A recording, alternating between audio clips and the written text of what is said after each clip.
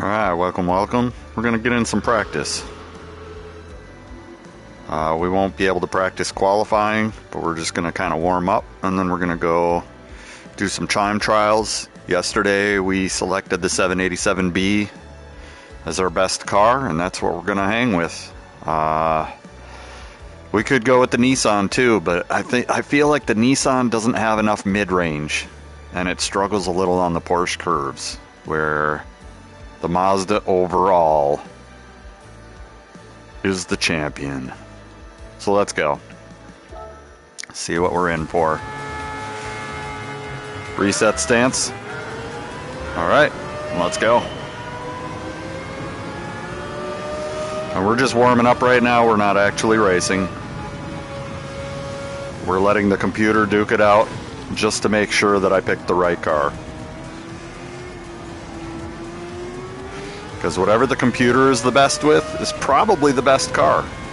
In fact, most of the time when I've done this, I get in the car and I'm like, yeah, that car is pretty damn fucking good here. So we're just going to let the computer go. And we're just chilling. We're letting the caffeine marinate in this morning from just waking up. Just getting going. I actually like this car a lot. I like this car enough where I left deliveries alone. Like, this is an iconic car. And with an iconic car, you put racing mediums on it. So hold on. We need to restart. Because that's not it. We could practice with racing hards, honestly. You know what? Yeah, we're going to do that. We're going to practice with racing hards. Reset stance. Let's go. Yep. So yeah, we'll practice on hards. That way we don't do anything stupid. It's a nice, safe race. This is a skill gap race, which pretty much is whoever consistently doesn't wipe out in 12 laps is going to win. Now, we might get rain here. I have no idea. It's supposed to be random weather. We need to check our fuel. We need to do our whole pre-race thing on this straightaway. Fuel is 12 laps. So fuel is not going to be a concern.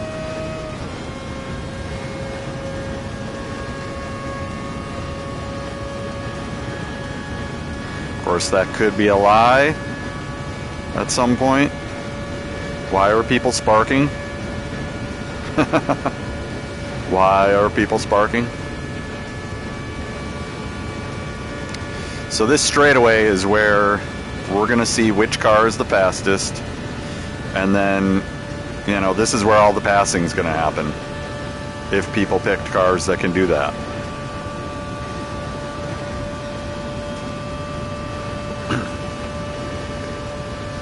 So 336.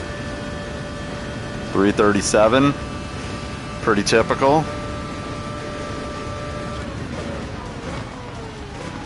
Oh god, I braked so late there. Pavement's cold. Yeah, we need to not do that. And we're just observing right now. We're using our scientific brain. We already did all the training. We're just observing what's happening with the tires. We're not trying to pass the computer, we're observing. 12 laps observation.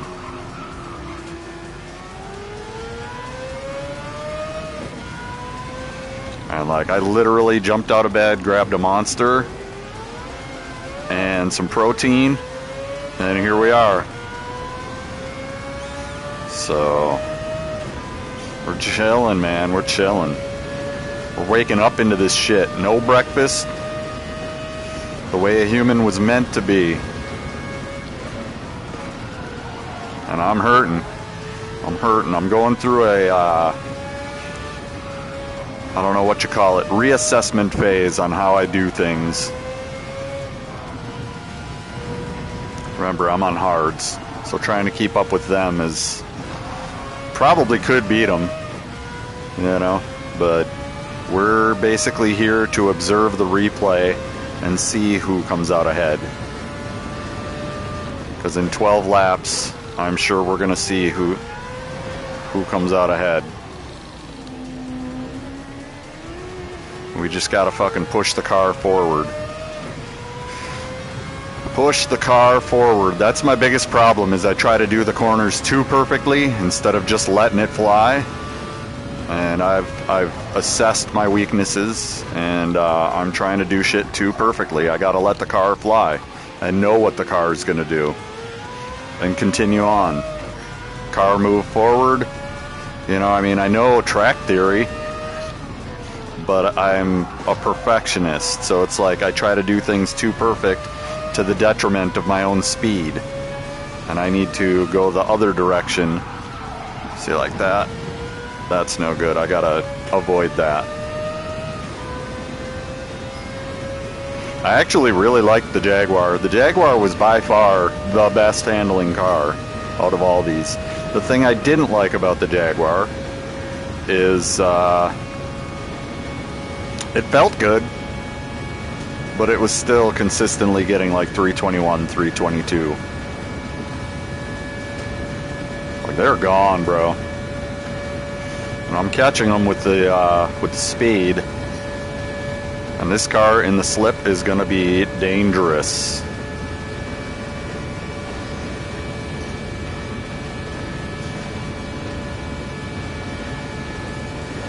Got a lot of sparks flying up. Why is this? Which car is throwing up those sparks?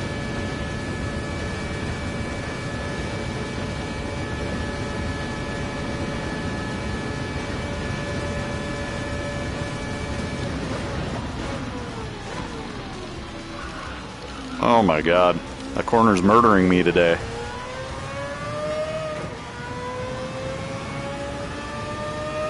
But this car has by far the best acceleration, I feel. Like mid-speed to high-speed acceleration is pretty good. The Nissan has the extremely high speed, and it sounds good. I mean, I like the sound of the Nissan. Look, the Sauber is the slowest car. So I don't know what Guy Barbera figured out, but the Sauber is slow, bro. It suffers from gearbox problems that I just can't. I can't do it. I got a 322 and it felt good. It's kind of like the Jaguar. It felt good, but you can see it's just falling off, man.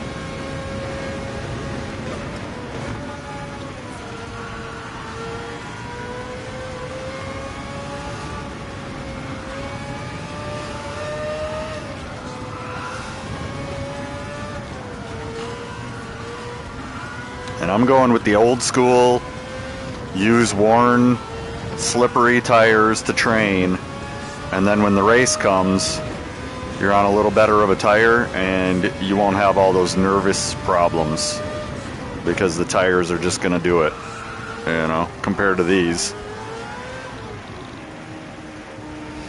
A lot of people like to, oh my, Mazda flopping out. No weather, huh?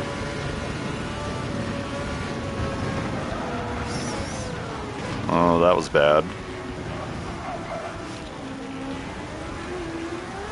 See, like through here, the Sauber's killing me. Like, the Sauber is definitely the best Porsche Curves car. The Jaguar wasn't bad. The Porsche, surprisingly, was the worst Porsche Curves car. But somehow the Porsche is taking off here.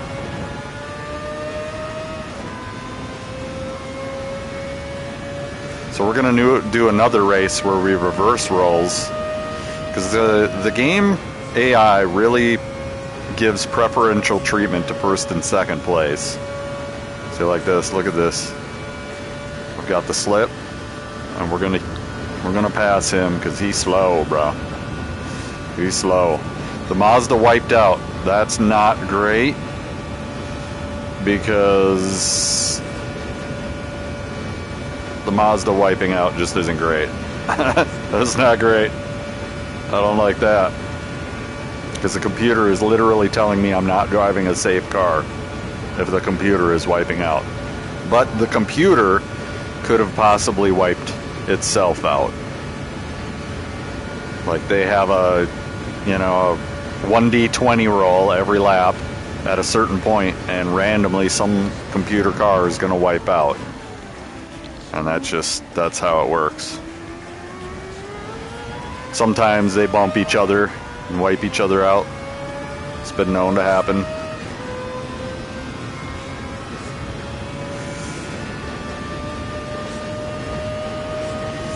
We need to see what the pit entry is. We kind of know what it is. I mean, we played this enough.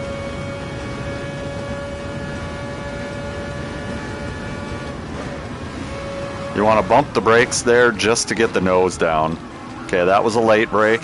I don't like that. I don't like that. This is an early brake for me.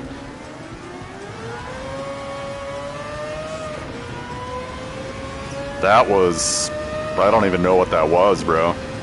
Car was just like, yeah, I'm not going. Okay, so let's see which car is really getting ahead. I feel like cars that peel out in the rear end are not going to be good for this race. And that's why the R92 is kind of looking a little better. Because it's still going to have the speed in the rain. And nobody's going to have handling in the rain. So, and the cars that have the middle range acceleration are going to be dangerous in the rain, so people are going to be struggling with traction because you're trying to race, you're trying to accelerate, but staying within the limits of the car for people when they're competing is tough, and there's going to be spin outs. And I think the R92 is, with the full traction control, is going to allow me to just do me things. And, safe for me is better. Regardless of speed, if I do a safe race, I'm going to be top 5. That's just what I've seen over the years is no matter how fast I am, if I play a safe race, I'm going to be top 5. And top 5 is good enough to get DR. You don't got to be the best. You just got to be the most consistent.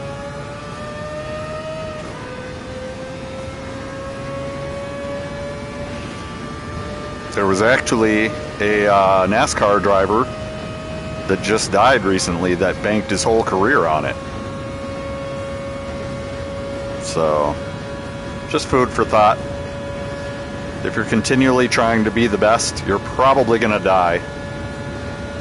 But if you continually try to be the safest, that's a good career.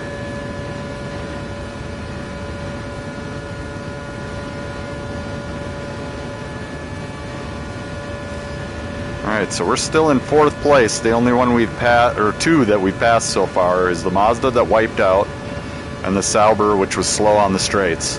I can't drive a car that's going to be slower than everybody on the straights. That'll frustrate me to death. And they're not letting you pass them in the curves. So this is just how online gaming works. You're not passing them in the curves.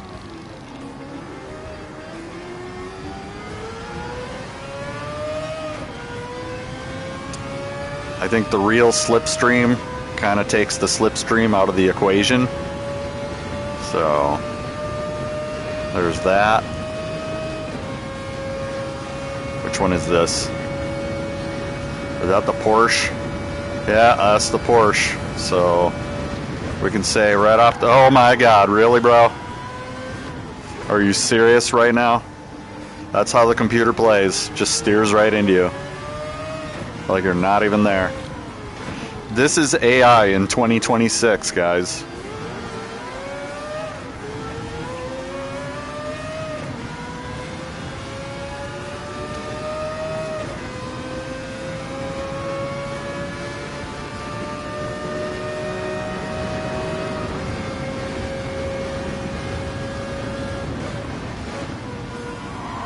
Dirty little rotten fucking bullshit. And like, I know I'm on hards. I'm on hards, so he definitely has more traction than I do.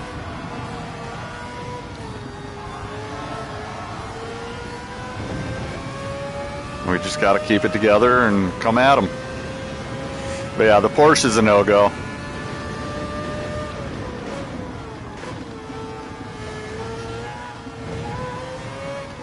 See, now I'm starting to see patterns that I wasn't using before. And with a little bit of practice, I could probably get a 322 on hards.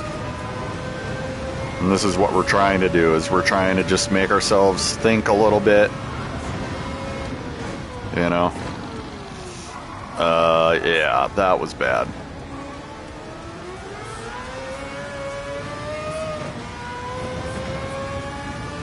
Oh my god. Now I'm just trying to push it too hard. I put in, like, I don't even know, 25 laps between the 5 cars on this track alone yesterday on mediums. So the car is handling like absolute shit today. But if we get a chance to drive on mediums, we're gonna absolutely destroy. I'll be getting times in race that are better than my quali time, I guarantee it. Especially if I'm drafting somebody else.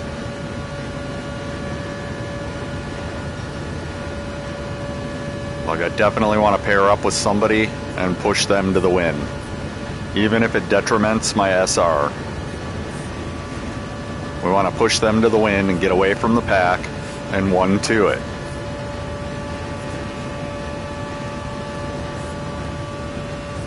And this is a decent pusher car.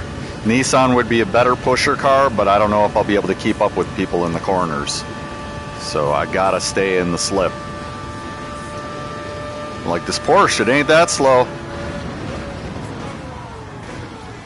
That Porsche ain't that slow. Like, the computer isn't even full throttle and I barely caught him.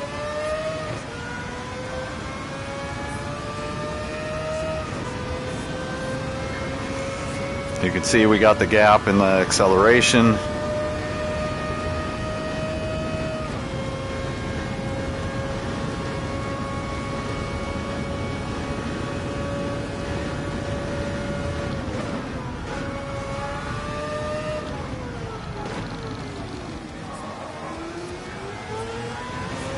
We definitely want to race where we have intermediates required. Just to see how they do in the race with intermediates. But I'm definitely leaning towards the Mazda. Like I said, the R92, man. If I'm having a bad day, the R92 is going to be sitting slack on the straightaways and then hang on to it in the curves. Which, the way that online racing works, that might be a good method. But you got to stay in the slip of somebody if you really want to go.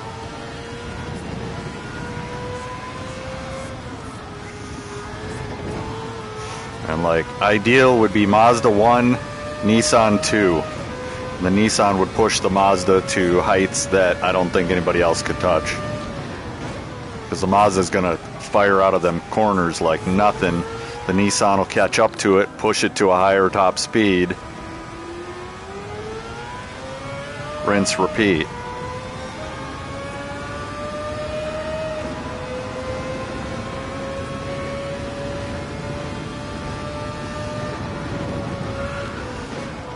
Oh, God. I still got to work that out on hards. That just doesn't feel good on hards. Trail braking on hards is a little shitty with this car.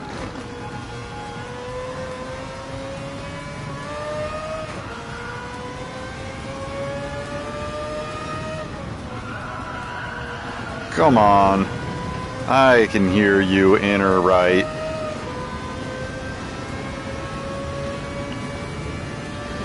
We've got 2 cars ahead of us that are just fucking smoking.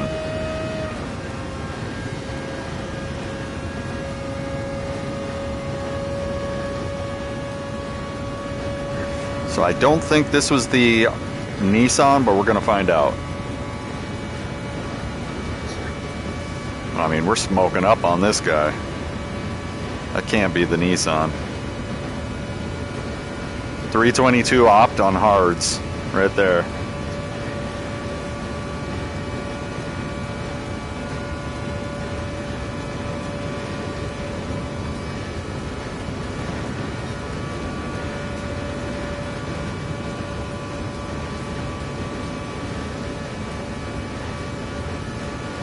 This guy's a little harder to catch.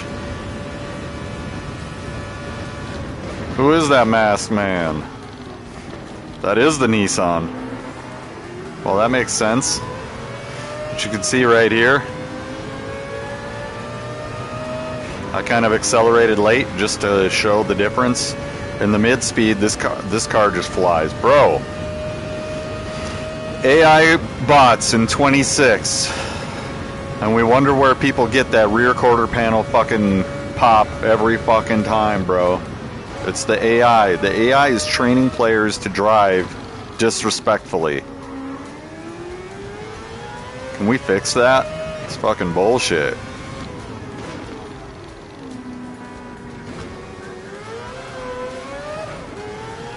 Alright, let's go. The Mazda has caught up to the Nissan already. So something about the AI is when they wipe out, they have a certain time that they're going for. And if they're ahead of the time, they slow down. If they're behind the time, they speed up. But they have a specific time that they're going for. And within reason, they'll continue racing if they're ahead of time near the end. And they'll get super fast. It's like a boost if they're behind. So when you wipe out the computer, you better do it in the last lap, because they only speed up so much within reason. It's not like they turn into godlike, unrealistic fast, but they do get a little boost. So if you wipe them out early in the race, you're guaranteed you're going to see them again. And proving this fact is the fact that the Mazda is right behind the R92 after a major wipeout. If this was real players, the R92, if it didn't wipe out, would never see that Mazda that wiped out again. So that's something with the bots that it brings them back into the race if you mess with them. So if you're messing with them, like, you have to pass them clean early in the race, otherwise they come after you. And they're fast. They've got boost.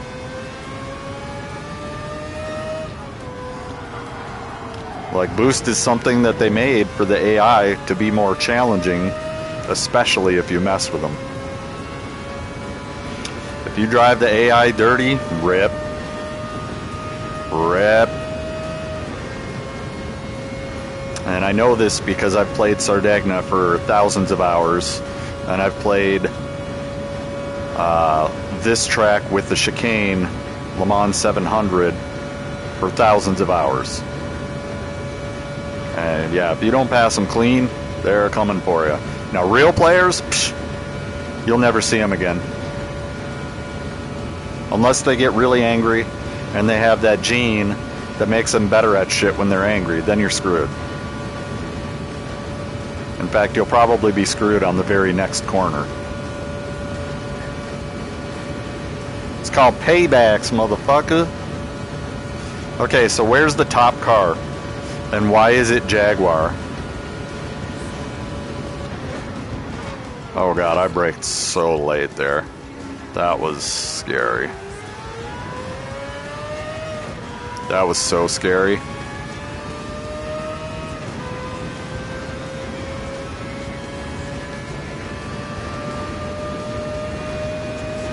But we're definitely going to town, no brakes, until after the 10 o'clock performance.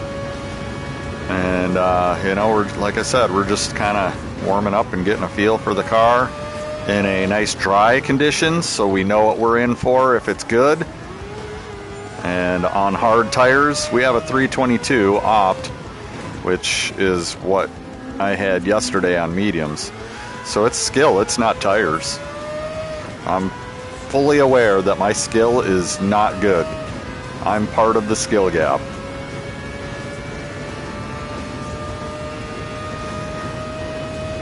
That's why I'm in GT3, folks. One thing that concerned me is I think once you lock into GT3 for Manu, I think you're in GT3 for Nations as well, which means all last season's cheaters are going to be back. But point blank period, if you're a B driver in GT3, I'm not even competing with you. Like, you don't belong here. You don't count. That's just how it is, man. If you wanna be taken seriously, go to GT2 and get your face stomped up on by all the A drivers in GT2, and then you'll know how I feel. Because I actually belong here.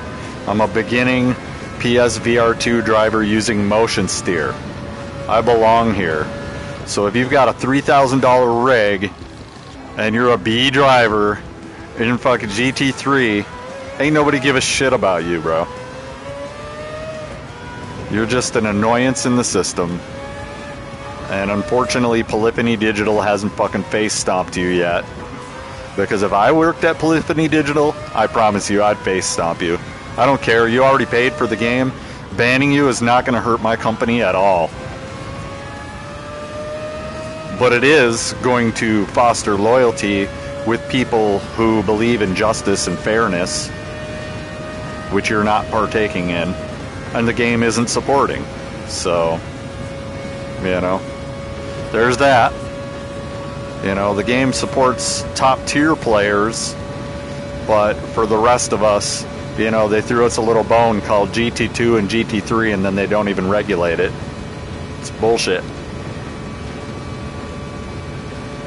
Bullshit. If you make a rule like must be DRC to participate, guess what? You must be DRC to participate. You should get bumped up into GT2 League the second you make B, and you should stay there because you have an unfair amount of points per race for GT3, and that's just how I feel about it. You don't fucking go to the Xfinity Cup and then start swagging down in the fucking Circle Dirt series and expect that people aren't going to be like, yo, bro, you make like tens of thousands of dollars a race in Xfinity Cup. What the fuck are you doing here? Yeah. Well, I'm just racing for fun. Yeah, well, the people that are in this Circle Dirt are upcoming drivers that are trying to make a name for themselves, and you're sucking up the top spots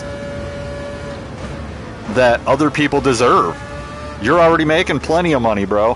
Why are you taking away a couple $100 purse from somebody who actually needs it? You know what I'm saying? Like, it makes no sense. It makes no fucking sense. Or that'd be like a pro NASCAR driver showing up in Gran Turismo and going to the World Finals for a $5,000 camera setup. Like, what the fuck are you doing, bro? Like, this is a kid's circuit. What are you doing? Like, that's part of the reason why I don't have a rig, is like, why am I going to put thousands of dollars into a rig to shit on some kid's dreams? You know? Like, why would I do that? Why would I do that? It makes no sense. So, like, I'm playing this for fun. This is, like, motion steer with VR. It's probably the closest you'll ever get to being in the driver's seat of a real car. This is fucking phenomenal. Like, the hands on the screen are my hands. And I can see that motion steer has its problems. Would it be better with the steering rig and everything else? Yeah, obviously. Yes, it would. It'd be more accurate. It'd be more precise. There'd be a lot of things that would be way better with a steering rig. But you know what? The imperfection of motion steer actually adds to the realism. And anybody who's been in a real car will tell you that. In other words, your DD Pro bullshit fucking thousands of dollars setup that so people could buy a car with that money is too precise. It's too precise. It's not realistic. That's why people are fucking owning world records by 10 seconds in Sims. Is because A, they're not afraid to die, and B, your setups are way too precise compared to the car that you're driving in almost every case. It's too precise. It's not realistic. I have a wheel, I have a T80, and the T80 is more precise than a real car is. So, I'm not really trying to do it. I can cut off a second right now switching over to my T80. And I'm not even good with it. But it's not realistic, and it's not realistic. It's not immersive at all. It feels like a clunky, shitty piece of plastic. And this is somebody who's holding a motion steer controller right now saying this. It feels like a clunky, shitty piece of plastic. There's no vibration, which could be fixed with a better wheel. Or just use motion steer. And be a little less precise, because that's how real life is. This is probably the most realistic. In fact, it is the most realistic racing setup I've ever driven in. My hands are vibrating, my head's vibrating. I can look around. Like, it's crazy. It's crazy how realistic this is. And, you know, if you're looking to be a top tier champion, get yourself that 240 hertz monitor. Get yourself that super unrealistic, precise DD Pro. DD Extreme if you want the more feedback. Otherwise, the DD Pro is good. I mean, we all know it. Join the herd. Find out you got a lot of practicing to do, just like everybody else does. And, like, the amount of practice that people do is also highly unrealistic. You are not getting this track all week to practice on. And, like, that's why I'm in C bracket. I want to stay in C bracket because C bracket, I think, is the most realistic as far as, you know, performance wise. People are cutting realistic times down here. They're driving like it's actually driving instead of just playing a video game on a flat screen with a setup that costs more than a lot of cars do. Like, that's unrealistic. Just by itself. The DD Pro is way too precise. Oh. Ooh. I felt like that was kind of good, but it wasn't. It wasn't. I see a car. I seen a car up here. I see it. That's the Jaguar. I really want to change the cars around, though, and see which ones come out. I mean, I knew the Jaguar was good, but how good on the straights is it? Like, I really want to take it again and see how good it is on the straights, because I did like the feel. The Jaguar is horrible at corner exit, horrible at corner entry from what I remembered. But it, like, allows you to micro steer through the corner. It's just the initial entry, it's horrible. Entry and exit on the Jaguar are bad.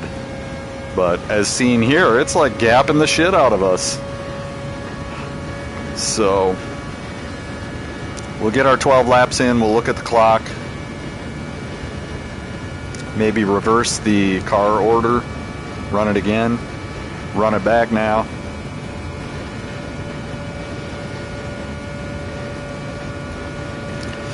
So I don't know what's going on with opt, but if my time was negative 0.102, don't you think my opt should have went down negative 0.102? You know, like right there, I should have just cut off 1/10 of a second on my opt, and I didn't see it cut it off. So I don't know if it updates it at the end of the lap or how that works. But you'd think it would update it real time, and you could celebrate in real time, like, yeah!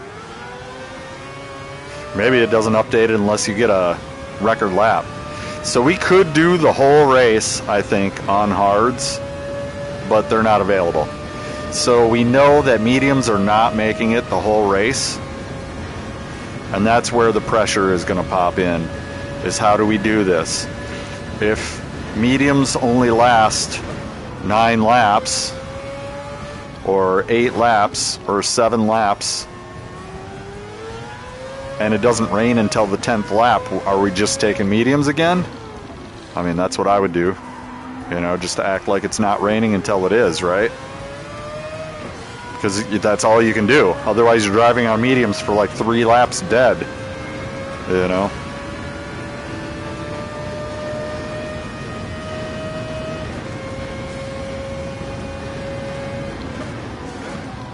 Oh my God. This Jaguar is sick in the Porsche curves, man. That computer is putting some mad pressure on me.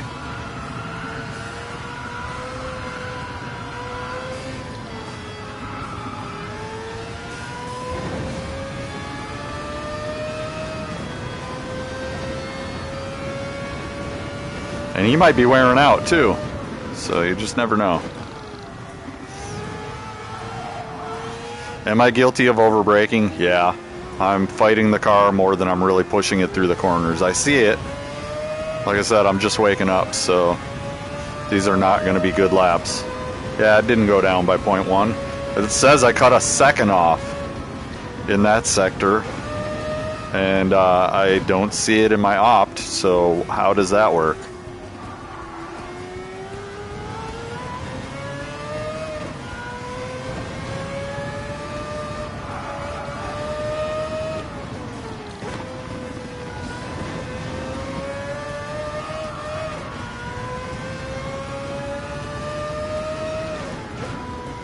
Oh no, that would have been a penalty.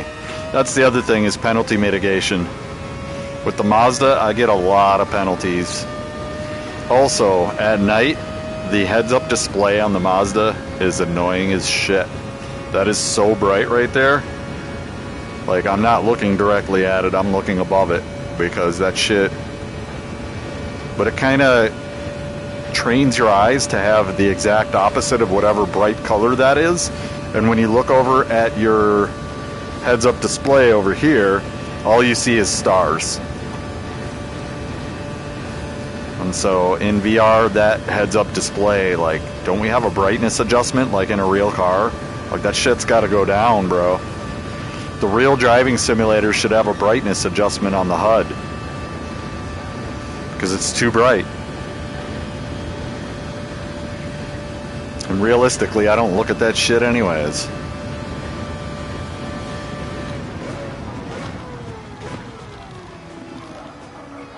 Oh, are you serious? Worst corner ever. Like you can see, I'm going blue every sec. There we go. Okay, so it did update to a 321 now.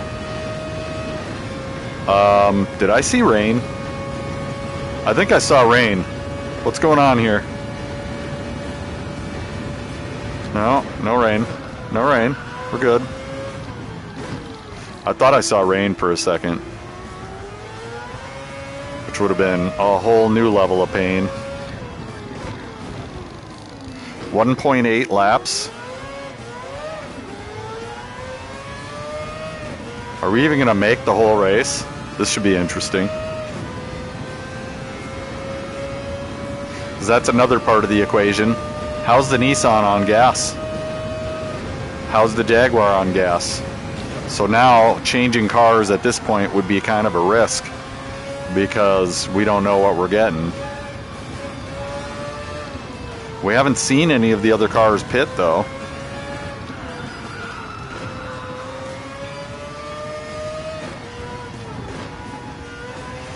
And like, we want to look for definite negatives on each of these cars. So at the end, I mean, the final time is going to be including pits, so we can see what happened. Like, and if they're too detrimentally behind, obviously it's not a good car to use. Like the Sauber. Sauber's not a good car. The Porsche, not a good car. They both fell way back. The Mazda, the Nissan, and the Jaguar are definitely pulling forward off of those two. And then you add pit stops in, and who knows where we're at. Oh my God. Rear tires are gone. I already know. I can feel it. but one pit stop is required. So even if we get no rain, we're stopping for mediums, because I'm not trying to deal with these tires at the end. And we got to stop no matter what. We might as well take the 5 seconds, flip on some new tires.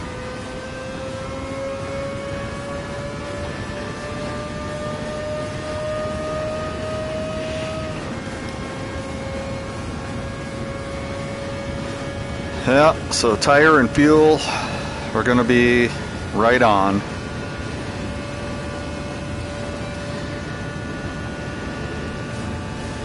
I feel like in C bracket we got an easy top 5. Fuel gauge. Fuel lights on. Uh-oh.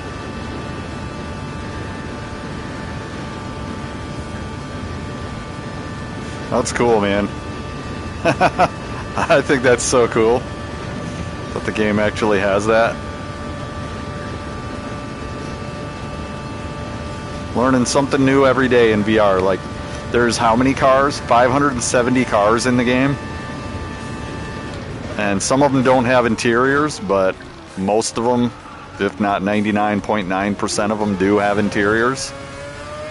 There's only maybe 3 or 4 that don't. And, like, that's just a whole world of content on its own. Like, sit in the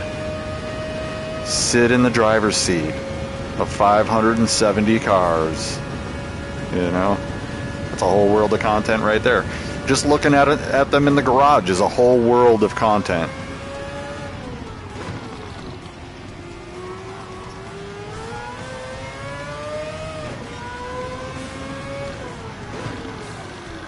And I think people are kind of, you know, in Gran Turismo, especially you VR guys, I think you kind of are letting other players that play other games talk a lot of shit about Gran Turismo. And you're just kind of like, yeah, whatever. And it's like, I don't think we have enough people that are fighting the good fight that are like, can you do this in iRacing? No? Weird. How about this? Can you do this in iRacing? No? Huh, weird.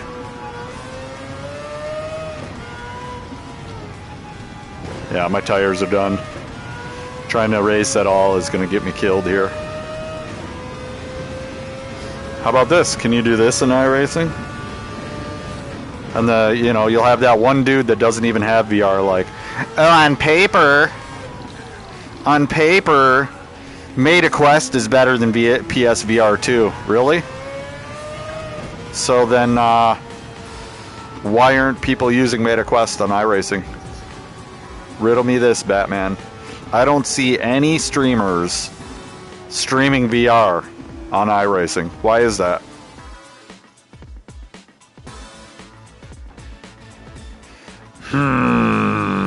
Okay, so the game just told us that the 787B is the best car. That's it. If you drive averagely and you just take your time, it's the best car. R92, second best. Jaguar must have pitted, because he was right behind us, and then all of a sudden, he wasn't. So he must have had to get gas or something. But there you go. According to the bots, these are the cars you should be using.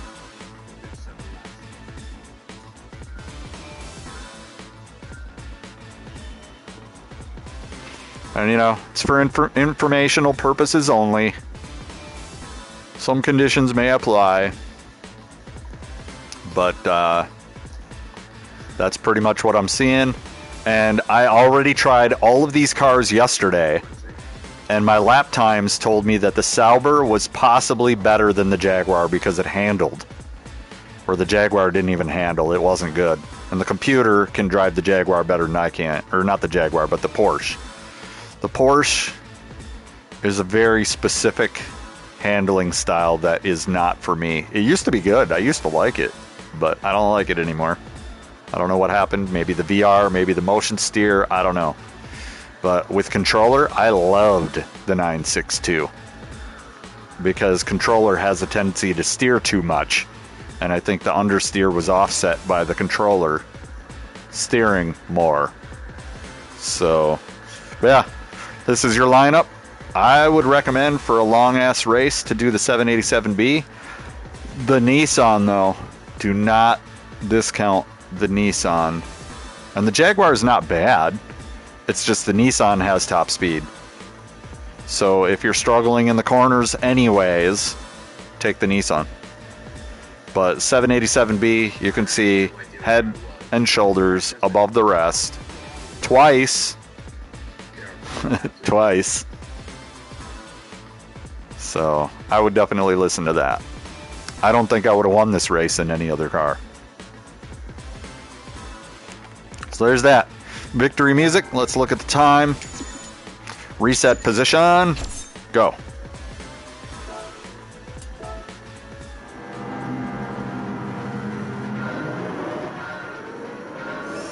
Alright, so the Jaguar started out in first place.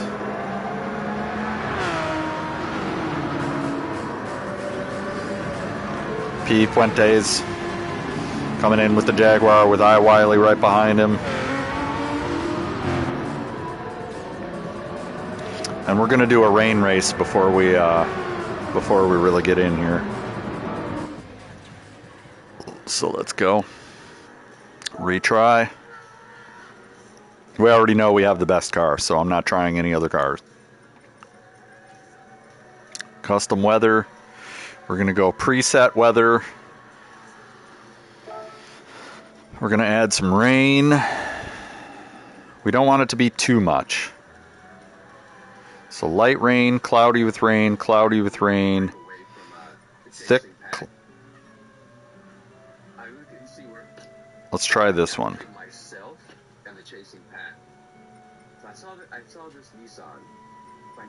Thick clouds with rain, short, like all these penalties should be off. Alright, we'll reset it. And let's look at the clouds. Okay, we're in for some fun now. Let's put on some intermediates and let's go to town. That's all we can do. What time is it? 9:02. Alright, we got plenty of time. Let's go. 12 times 3 is 36.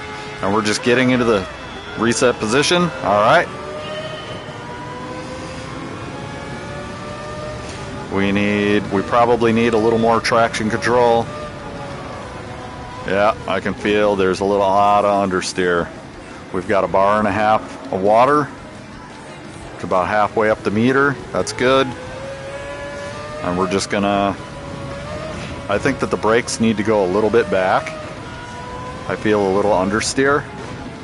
So evening out the car during braking is very important. I would recommend putting it to rear 5 and feeling how the car feels when you steer it while braking, and then putting it to front 5 and feeling how the car steers while braking. And you can make your own decision. Do your own scientific research. Don't listen to anybody else, and you'll find what works.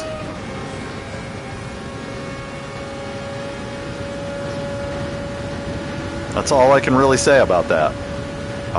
Instead of counting on other people to do the work for you, do the work yourself, find what works, and go. And that's pretty much everywhere in life. It's like when you're being trained, read a step, do a step, follow the leader. Once you have a flow going, you should probably do your own thing. My problem all through life is I'm very independent. So I like to do my own thing too early. That's my problem. And then I cover it in the name of studying when in fact it's procrastination. So right now this is defeating procrastination because I'm actually feeling the race on intermediates. And another 45 minutes we're going to sit tight and we're going to queue up and we're going to do a few practice laps in the time trial. I have no doubt on mediums that I'm going to destroy.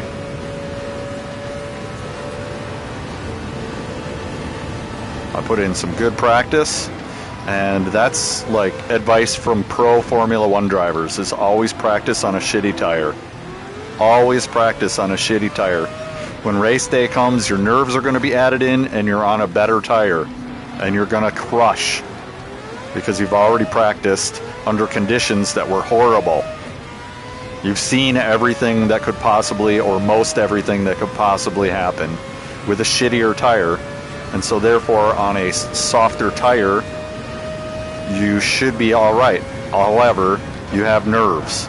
And so your one thing you have to control is your nerves when you're on the better tire. Because your nerves will get you. And nerves, what the nerves make you do is oversteer. And by oversteer, I mean steer too much. You steer too much. And you just got to control your inputs. Just settle down, man. Just settle down. You practice this. You know this. You got this. See, like there, I braked way too late. And like we're on wet ground. I can't be doing that. So everything should be a little early when it's wet. And the reason why is because then you can keep forward momentum through and out of the corner. This is going to be tough, honestly. Oh, God. So that, when I braked and it turned, that was oversteer. I got oversteer while braking.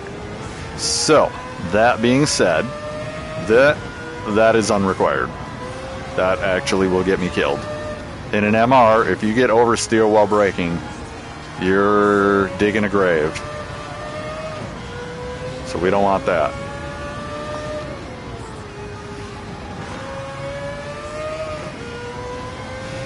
Okay, what's going on with the rain here? It looks like it rained and then it went away. So I don't know what's going on there.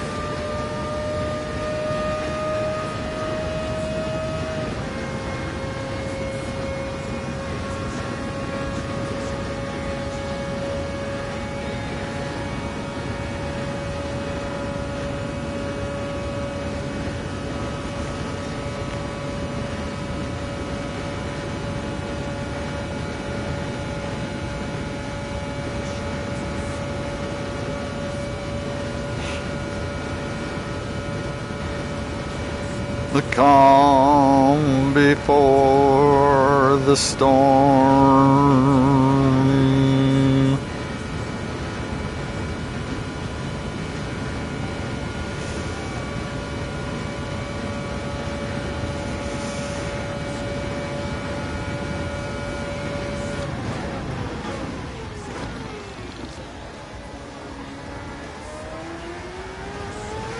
And what I think is funny is beginning players that just jump all in, go automatic, or go manual transmission, no assists, turn off brake, analog brakes, turn off all the apexes, turn off the line, turn off the brake markers, and then they wonder why they're having problems driving this track.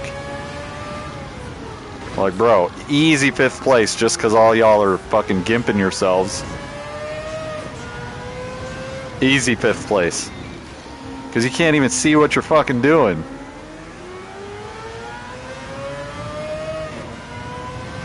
Nor do you have the skill to play at the top level if you're in C bracket. Like, you have to recognize your skill level and stop this ego bullshit. You know? Recognize your skill level and own it. Own it. Like, I do this every time I race. Am I the best fucking GT7 player on the planet? No. Can I blame it on the fact that I don't have equipment? Sure. I sure can. But I'm blaming it on the fact that I'm actually driving realistically.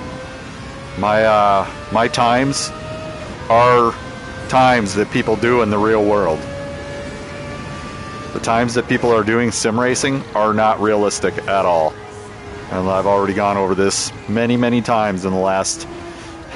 since sport was a thing. I was a streamer before sport dropped. I was streaming, playing sport. And I was saying, yeah, these world times, super unrealistic, and I'll tell you why. Because people are using setups that are more accurate than what the cars have. and they're not afraid to die. So when you add the you're gonna die when you fuck up factor, and you add the inconsistency of a real car mechanically, you'll never get those times in real life. And it's just a fact. Like, sims are always 10 seconds-ish faster than real life. Because they're not afraid to die. They're taking airborne curbs where real drivers would be completely disqualified. Be like, your car went fully airborne. All 4 tires left the pavement over the grass. That is definitely illegal. Or furthermore, you're dead trying to get that lap time. You died 25 times. Dragon Trail circuit experience with the Jaguar, I probably died 150 times to get the record that I have on Dragon Trail with the Jaguar. I died 150 times. At least 150 times. So when I set up lobbies, I set them up realistically. If you're doing stupid shit, you're going to take damage in the first lap, and you're out of the race. You're going to have to pit, and you're going to definitely... Wow, he just came in on fire. Look at that shit. Nissan obviously has better braking. Which, that's something I didn't notice before. Nissan's giving me a run, bruh. Look at that shit. Nissan ain't having that shit. Oh yeah, buddy? Oh yeah, buddy? How about that? How about them apples? Yeah. Off into the ditch you go, buddy. Yeah. I have no problem cutting somebody off in the fatal funnel exit. I'm sorry, you put yourself in my way on the exit, and you're going to get pushed off. Go to the SCCA and the FIA rule books, and let me know how that goes for you. If you want to go into somebody's exit funnel, you're going to get fucked up. And that's on you. The car in front is not the one that has to drive safely. It's the car behind that has to drive safely. Sorry, buddy. My only rule is that I have to drive in a predictable straight line, which is the fastest anyways. Your rules are way greater than mine when you're trying to pass me. So, you can do that pass if you want to. You're probably going to end up hitting my rear quarter panel and fucking me up, but it is your fault. And it's clearly stated in the FIA and SCCA rulebooks that if you're in somebody's fatal funnel entry, which means if you're diving on the inside while somebody else is coming from the outside trying to apex, that's on you. You just doored somebody, that's on you. And they're probably going to get out after the race and they're going to door the fuck out of you. They should. And then fatal exit. Fatal exit is another one that, like, real drivers just don't stand for that shit. Like, if you're in the fatal exit and somebody doesn't hit you, it's because they're a nice person and they probably were trying to maintain you not killing them. But they're going to tell you about it after the race. They're going to say, hey, stay the fuck out of my blind spots, bro. You do it again, and I'm going to even up with you and you're going to get a wall. I will slow down my exit even side to side with you and I'm going to push you over. Because you should or could know better. Fatal entry, fatal exit. That's on you, bro. The car that's behind, that's on you. And diving into position to make yourself look like you were ahead of them is not the way. Get the fuck out of here with that. On Sardegna, I pinch people into the fucking concrete barrier all the time on the apexes. Dive in, eat concrete. If you're not in position in the braking zone, and I mean before the braking zone, you gotta go, bro.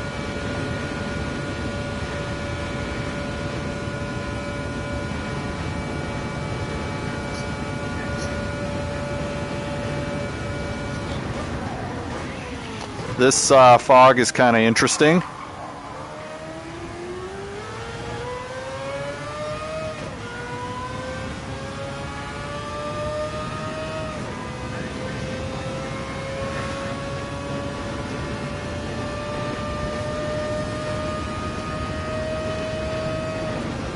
My tires are burning.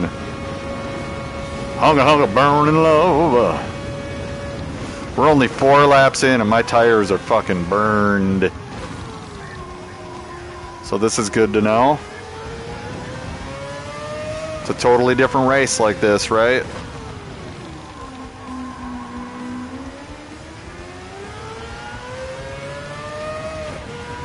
We're gonna have to pit. Otherwise our tires are gonna stay broke. We have no rain, so that's a good thing. We could probably put mediums on. Maybe hards. We'll put hards on. Just to keep it challenging. Yeah, my tires are done. And if any of them are on intermediates, their tires are also done.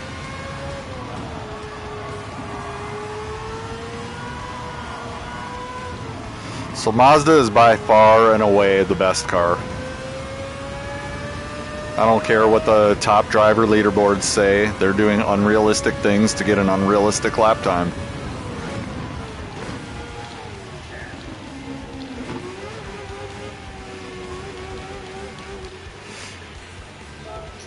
Alright. Gonna get hards. We'll get in the camera reset position. Camera reset position. It's like a karate stance. Camera reset stance. Hoi!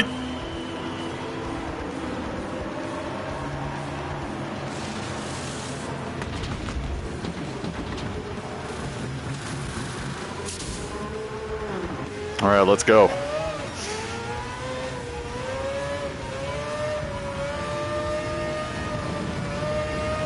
Not last. Oh my god, these tires fucking suck.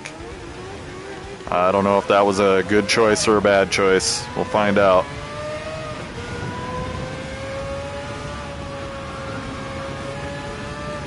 Track is pretty dry. There's a little water in the apexes. Other than that, it's pretty dry. Oh my god, there's a lot of water there. There's a lot of water there. Alright. And this is my practice of the wet track with hards. We don't have any weather. Like, my windshield wiper blades haven't gone on yet. Okay, so we're good. We haven't seen any water off the windshield. There's no real good way to make it rain while you're in your own custom race. Like, it's either like this, and the next step up is too much. So you almost have to, like, preset weather every single sector to make it simulate, like, weather coming and going. Otherwise it does this weird shit. But this isn't actually bad for practice. The fog is amazing, bro.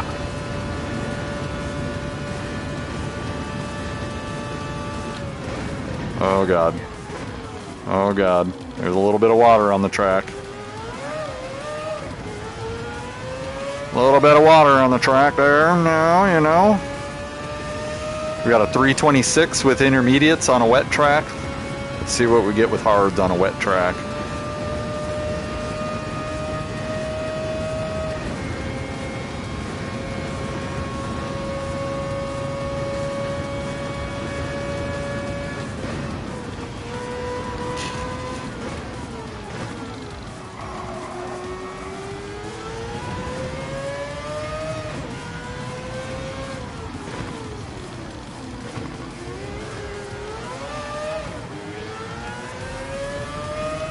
Now I think all the computer cars are still on intermediates. So they're going to have to pit, which means I probably won't even see them. They're just going to pit and I'm going to be ahead of them. That's what I would guess, but we'll see what happens.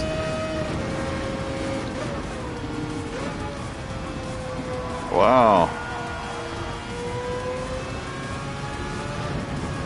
That was scary for the Porsche. He's flying, bro. What's going on here? Did he change a lap earlier? Kind of curious what they did for tires. or if I'm just suffering because the ground's still wet.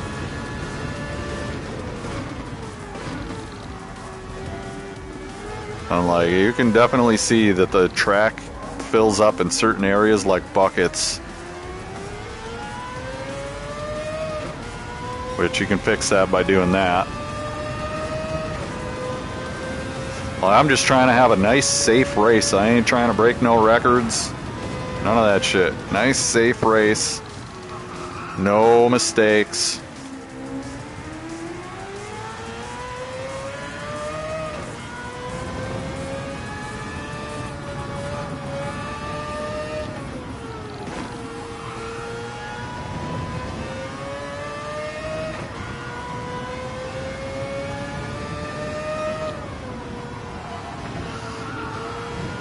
Yeah, that's going to be a struggle right there that we need to overcome.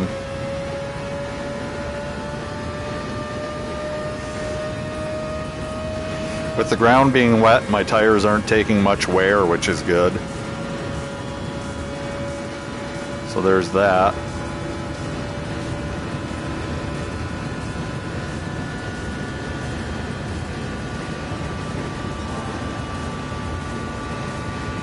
That's it. Less than a second faster so far. That's it. What? What?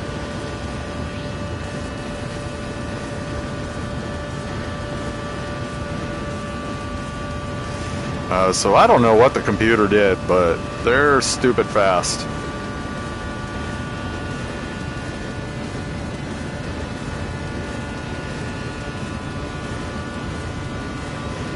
This corner kind of scares me because it can hold water for a while.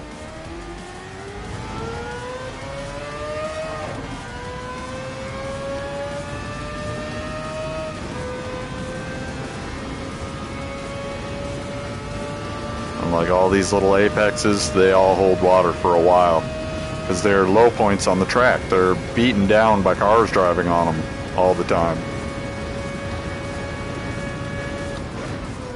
On the straightaways, they're dried off because cars are driving on them all the time, but the apexes are a lower point on the track, so they take longer to dry off.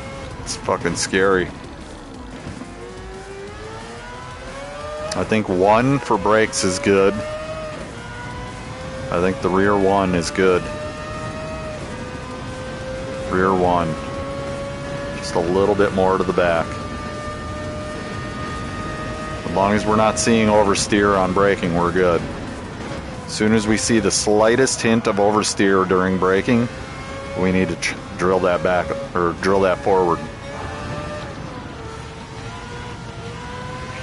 The purpose of braking is to get you to a speed and an angle to navigate the corner, right? That's the purpose of braking.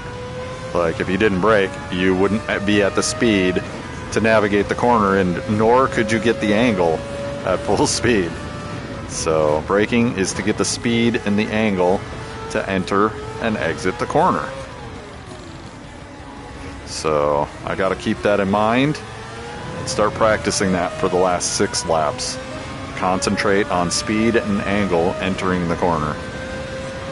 Like I said, I've just been driving to get the muscle memory and warm up a little bit. And now we're going to start tightening up pace.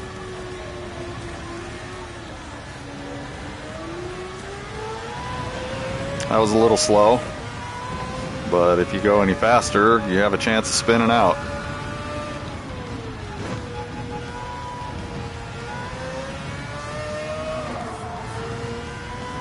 Yeah, there's a little water in these apexes.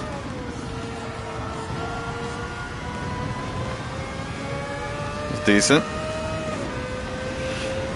Just get what I've learned out of the way and do what's working now with humility. What's working now? Because this is going to be a changing conditions race, and they who adapt to the conditions the quickest are going to do well.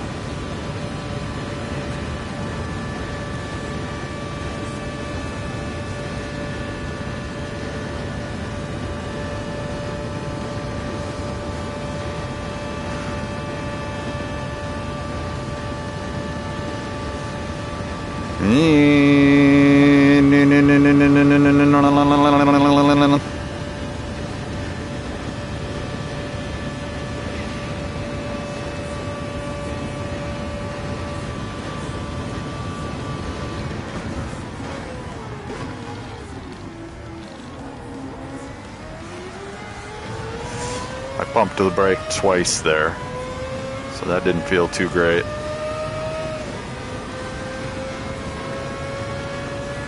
This guy is flying, bro. What is he on? Oh, that explains it.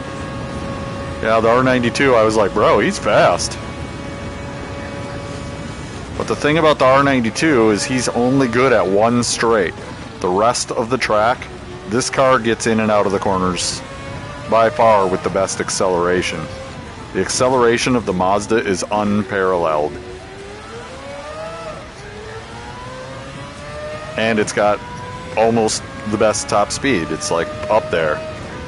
So when you have the best acceleration and you have the best top speed, that's the car you want to use. The rest of these cars, people are making them effective. They're not really the best. It has and will always be the Mazda.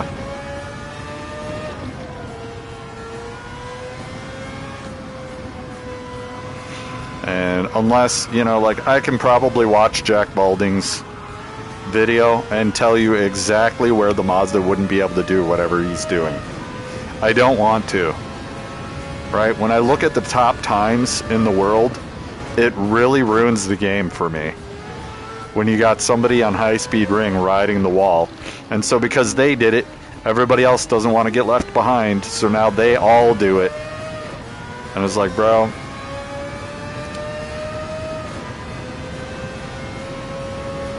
you know, go bring that to the real track and see what happens. And furthermore, you should be banned for it. Like, point blank period. This is supposed to be the real driving simulator, and it should be moderated as such. They already got the money out of you, and if you want to cheat and do unrealistic things to get top places, you need to be banned. You are, in fact, not playing the game in the spirit of intention.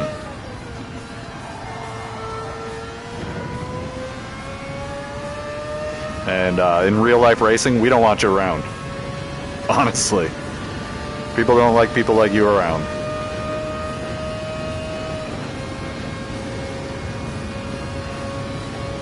You need to play in the spirit of good intentions at all times. And if you're not, well, maybe sportsmanship isn't for you. What is sportsmanship? And I think that Polyphony gives everybody way too much rope. Way too much leeway. I think that there are people in the top that should have been banned a long time ago.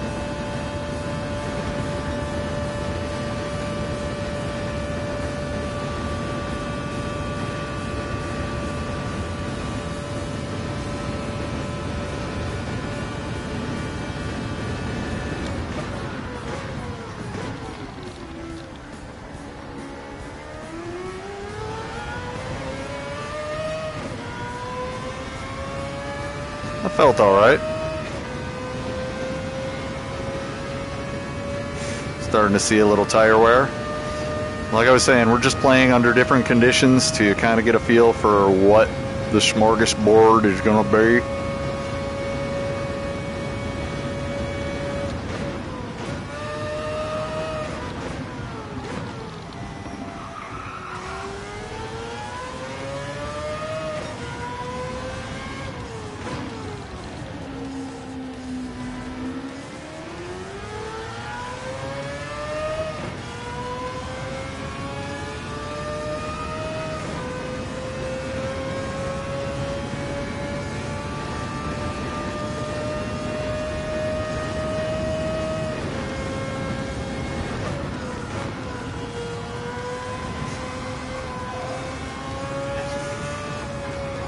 Oh man, we're getting understeer.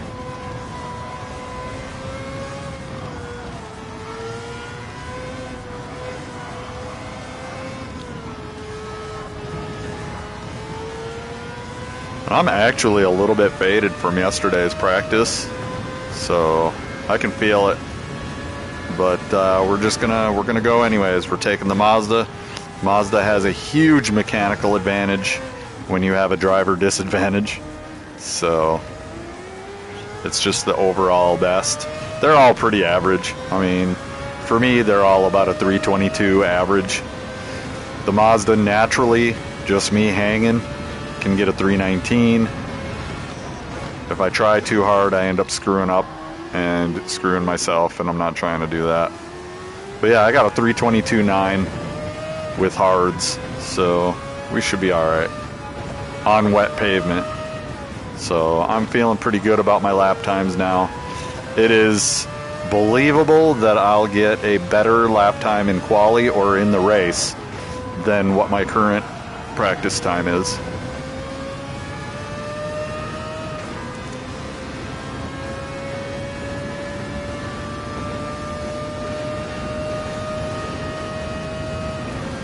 That's the thing, is you just got to show up to the venue a couple hours early, get your time in, and once people come into the lobby and you got the actual race going, then it's time to really fucking hammer it down, bro. And show people. You know, like, there's no way I would have had this much practice in real life. So, all y'all practicing every day for 2 hours like this is your job,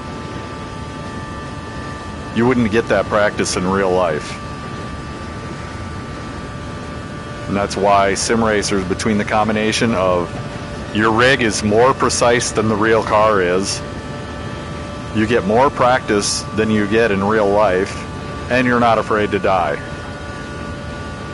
So you can practice without the fear of death. Oh well, I flew up into the trees, you know, rinse, reset. They kind of covered that in the Gran Turismo movie. It was like, yeah, rinse, reset. Retry. You know, how many people never finish 12 laps in the practice? Because you should. You should go into practice and drive 12 laps. It'll help you understand how the race is going to go. A lot of people, they just go into the race and, like, they don't even know how the race is going to go. Like, how's the weather going to go? Sunset, sunrise, nope, they only know what the first lap or two looks like. And after that, they wonder why they fell off. I know what the whole race is going to look like. And y'all are in for a huge surprise if you didn't go more than 3 laps. Because that shit is going to get massively epic levels of fuck you over.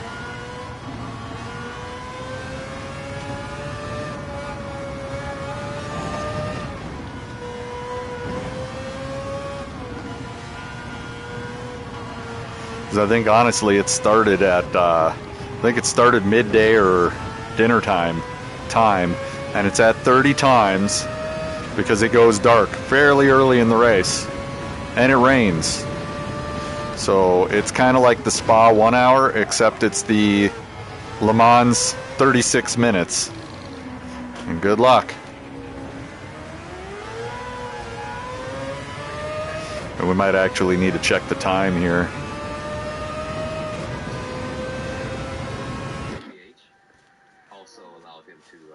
All right, we got time.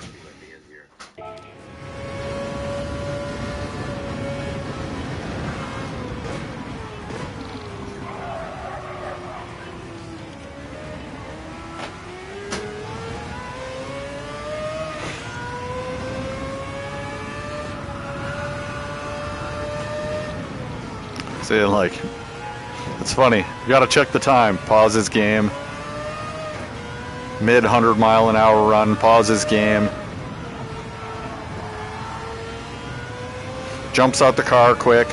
Asks somebody in the pits what the time is. Jumps back in the car, which is 1.5 miles away. Welcome to gaming. Alright, so this is where the Mazda annoys the shit out of me, and this is one of the reasons I kind of wanted to pick the R92.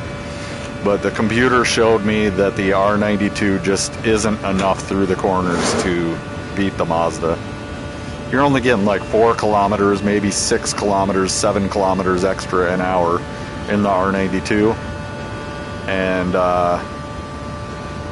I don't think it's worth the hassle of the corners. You're going to be understeering all the corners, and it's horrible understeer. Like if I went and drove the R92 after driving the Mazda, I'd be dying left and right.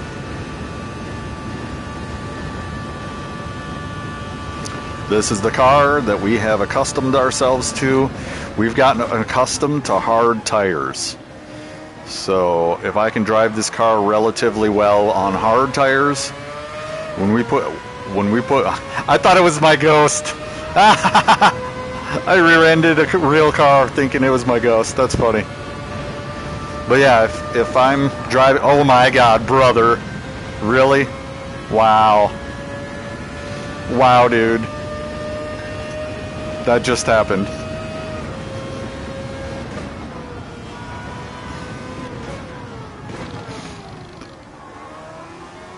Now the R92 might be better at battle. The R92 might be better at top speed, barely.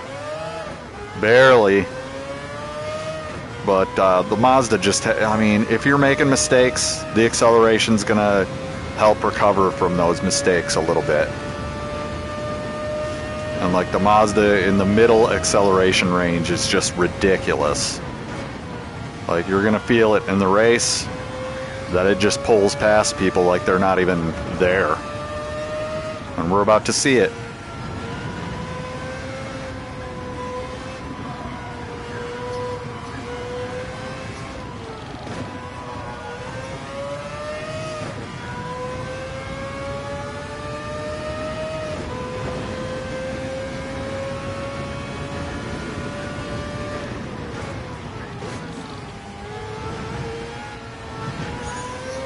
And it's going to be a penalty mitigation race. That's it. And if you get a penalty, it doesn't even screw the best straightaway. So you're literally making up a penalty every lap by picking a car that has high speed versus the Aero. The Silver Aero, I do like that car. However, I think the gearbox screws it, and I think the top speed screws it. Like, you really gotta be on your game. It's for uber professional drivers only. If you're not uber endgame professional A+, top of the top alien driver, that car is not for you.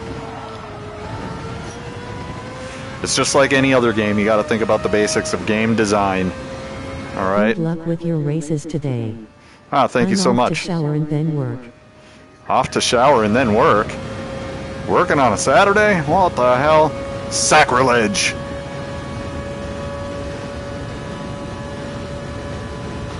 Thanks for stopping in, though. I appreciate you. Tell me about it. Yep. So we're definitely, we're getting it in. We're getting 2 more laps. We're just kind of doing some warm-up. We've done 24 laps of warm-up. One was completely dry, and this one started out wet and then dried up. And so it's nice to see the track from a few different angles, so you know where the puddles are.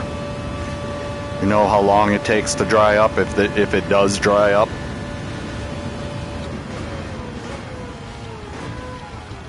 Oh my. Oh my. But yeah, I'm a realist. I am a GT7 realist. I have a wheel. I think that even the T80 is too precise compared to what cars are really doing. And so I play Motion Steer VR by choice. I literally could have any wheel that I want, and I don't see taking up my basement, and just there's a bunch of arguments against me getting a wheel. But mostly it's the unrealistic accuracy. It's just not good practice for real life. It is tough. I got slower initially going to Motion Steer from controller even, which I chose controller over T80 because T80 just felt too unrealistic. And that's a T80. That's one of the worst wheels. So I can imagine, you know, the precision of a DD Pro. It's too realistic.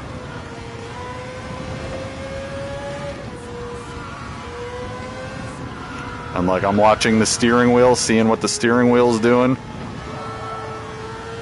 Oh, what was that? I think my rear tires are going bye-bye. Looks like my left rear is having some problems.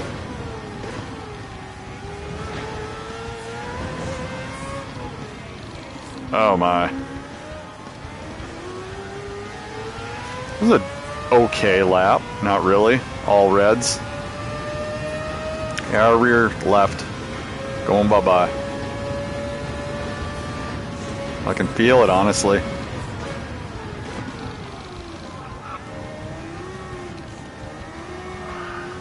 Yeah, that's horrible. My left rear is horrible. We're hurting. We're hurting, Camp. We're hurting.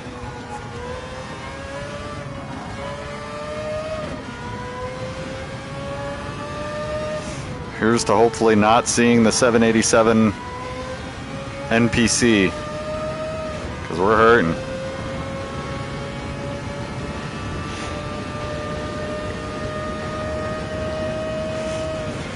Well, the reason why I do the bot races is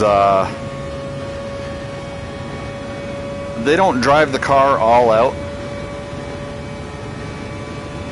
but they do drive it fairly consistently. And when the bots are consistently winning with a certain car, you can be sure that that car has a mechanical advantage. In gearing, power, downforce, whatever it is, it's faster. However, that doesn't even mean that that car is even drivable by me. So I have to go in and verify, does this car work for me? And the Mazda 787B, absolutely, first lap was a second faster than any other car. Not even trying. Just going in and driving a lap, I was like, oh, the acceleration is out of control. The top speed is almost the best. It's like a solid second place top speed.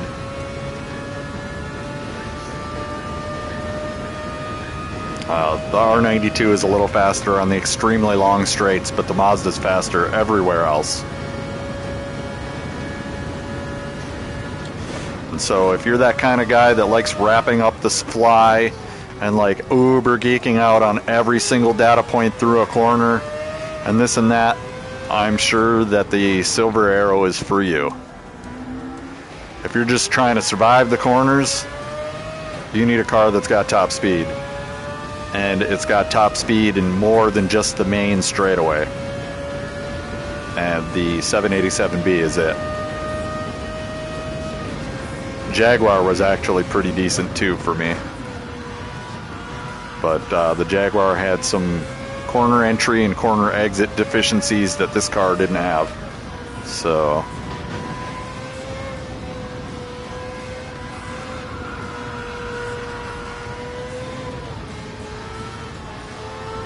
yeah, I'm hurting. I'm hurting.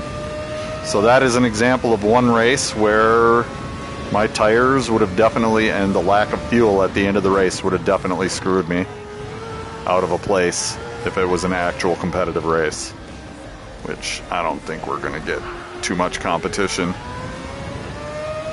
And if we do, I can look at them and see that they're clearly a Smurf. And that's fine too.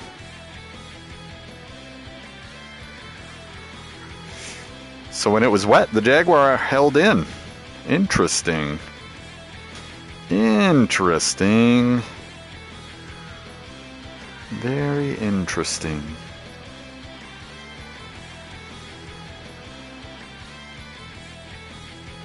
Jaguar might be better in the water.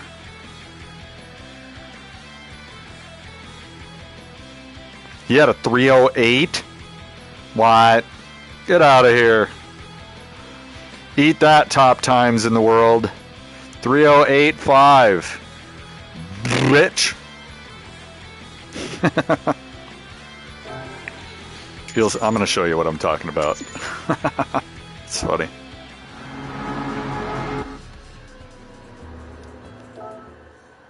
And the track was wet. 305 with wet track. What?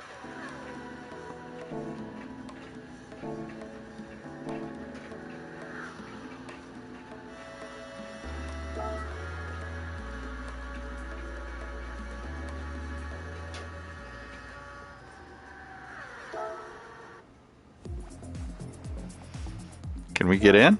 I think we can. What? It doesn't start till 11? Oh no. Guess I should have checked that.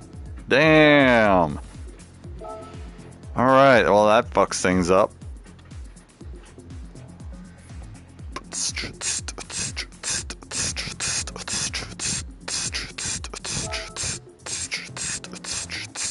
Yeah, I was like 2,000th yesterday. Now I'm 4,200th.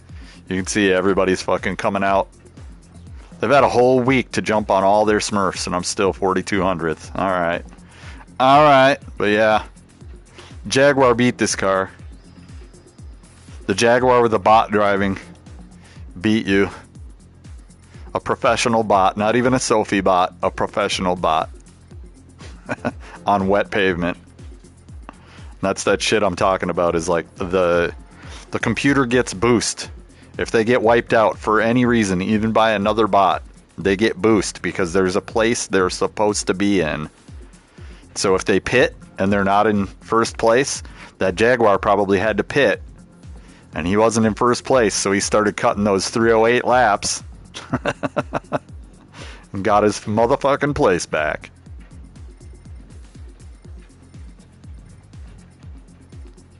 That's funny.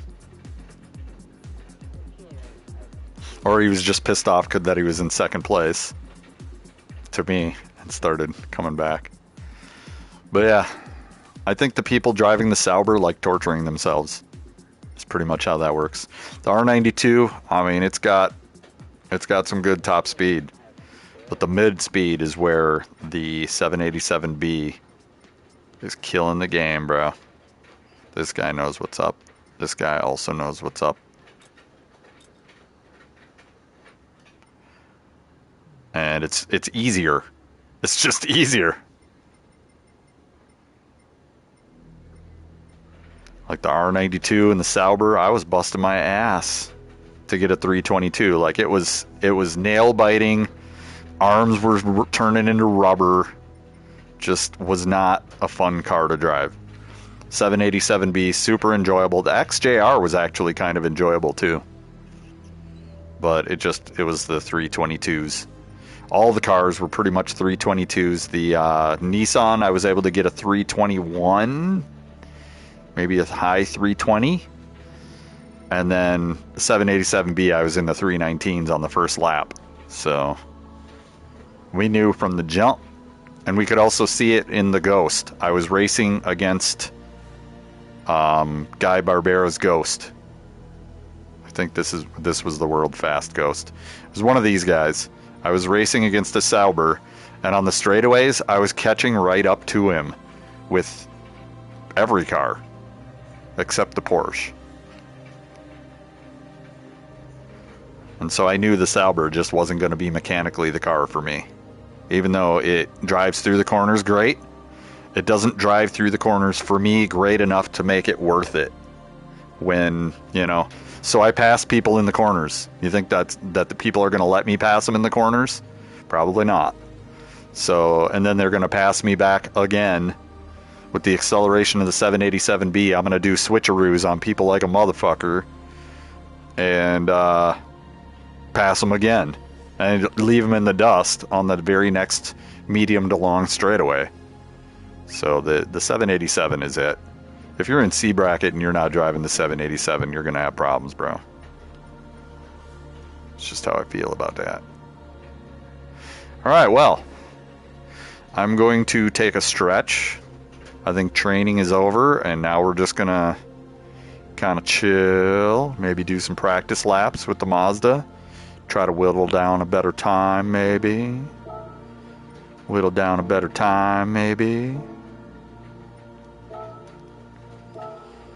Whittle down a better time, maybe.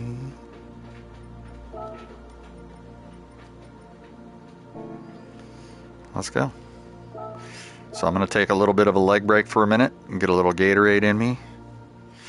And we're going to start talking about getting that 319 whittled down to like a 315. I think we can do it. I'll be right back.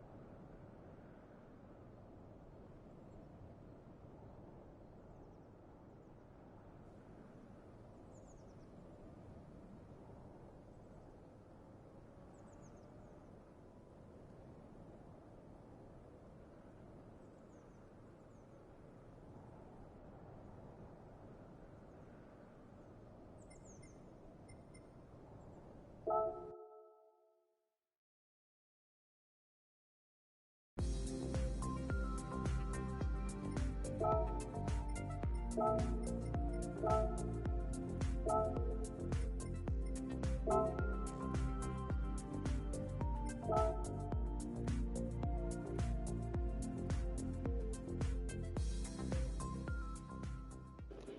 right, we're about to take a look at this. Let's go.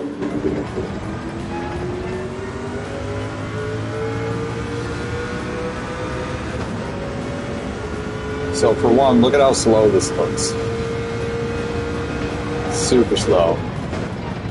Okay, this guy is extremely overextending apexes, which in real life questionably would be penalties.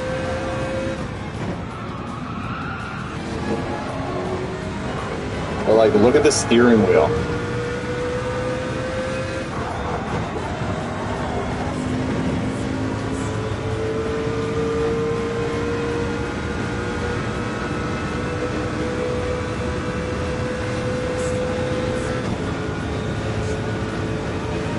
You see his steering wheel? The sick thing is, he could be faster if he turned his FFB down. But that's how precise his wheel is that the rattle of his FFB is making his steering wheel steer.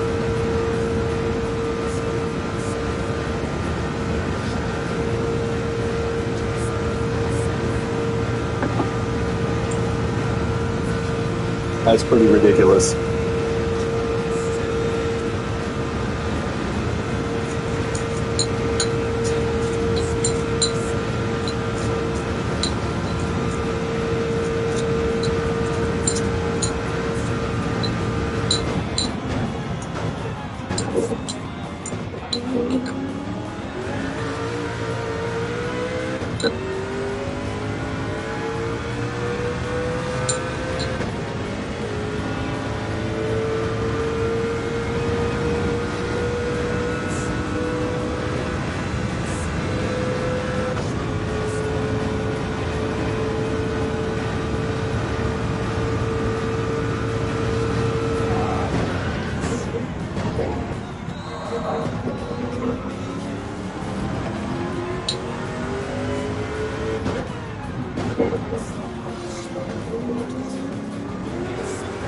Wow, that was a fuck up.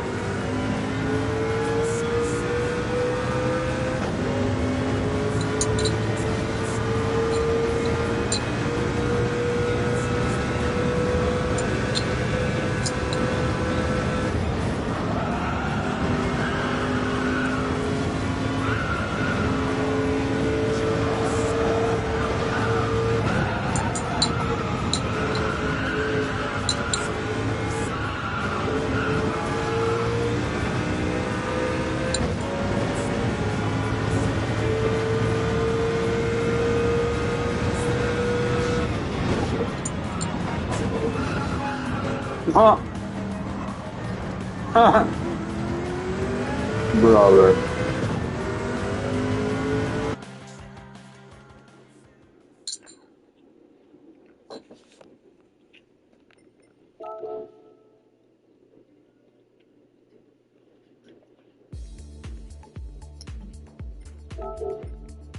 This is the game we're playing.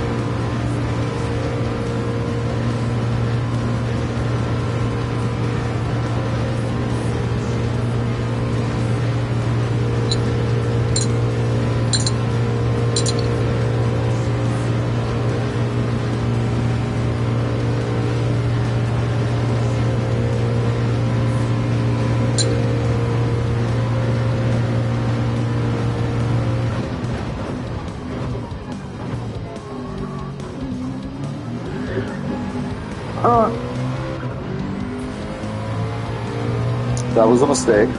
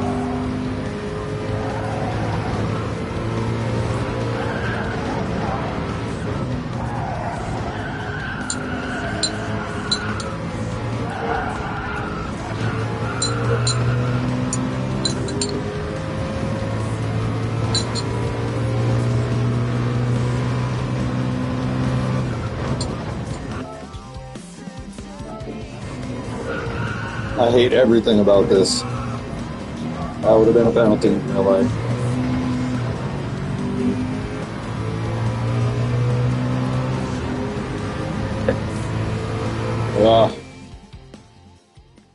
I hate everything about that.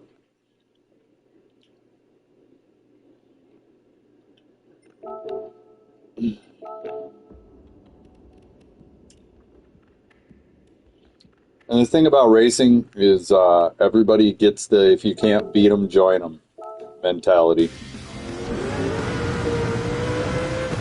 This guy's on a wet track. Look at his windshield. This guy is on a wet track. Like, huh?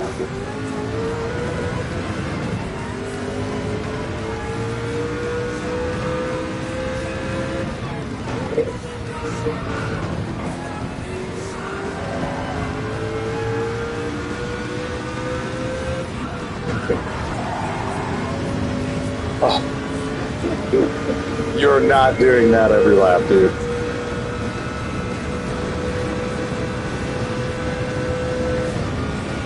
But this guy, I think from what I heard, he won his race with ease.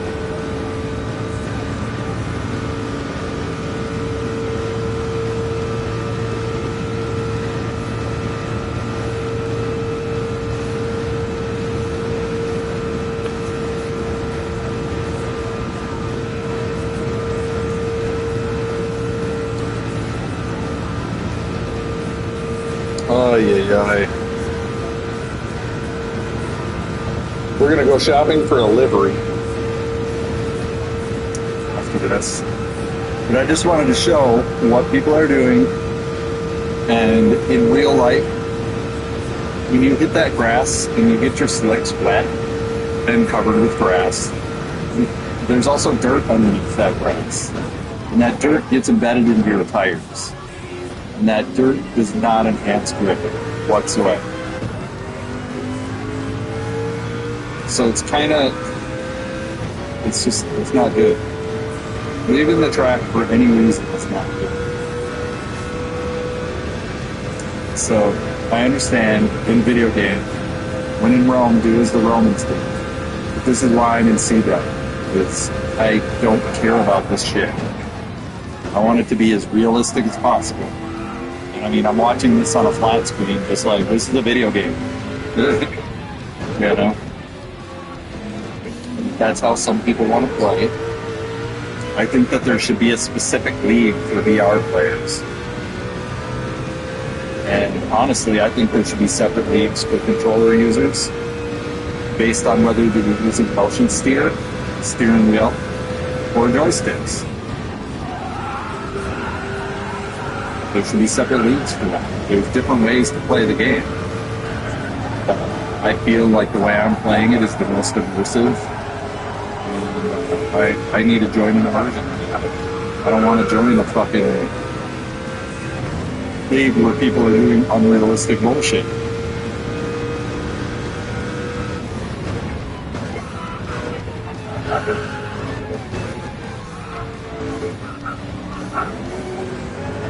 What?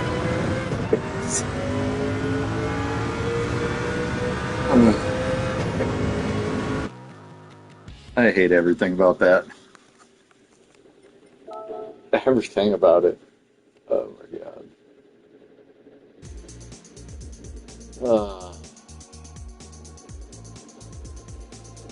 And I don't know if people understand that when you're in VR, when you hit curbs, your head shakes. It's actually quite bullshit. It's actually quite bullshit. Yeah, see now, I just ate breakfast and I'm getting cold. So I'll be right back. We're gonna jump in and we're gonna do some solo laps. And yeah, we'll get in there right now. I hate everything about that. I hate the fact I'm not racing right now.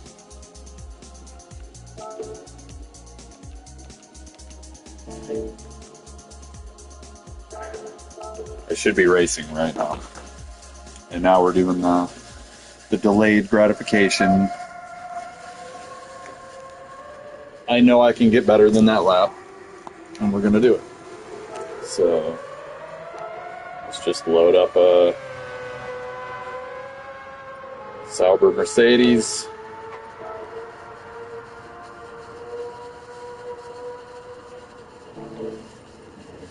And I'm going to grab some caffeine, and I'll be right back. God, I'm so slow.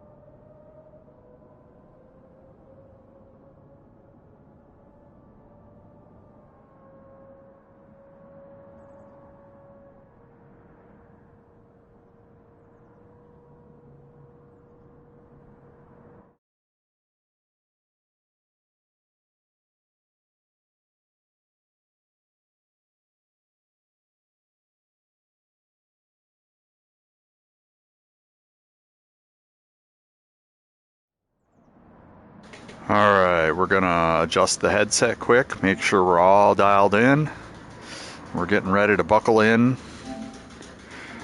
Oh, it's kind of off center.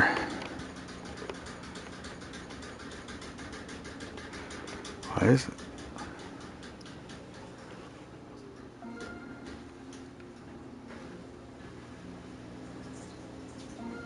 Alright, should be good. And let's get on in there. Headset reset position, go. Alright.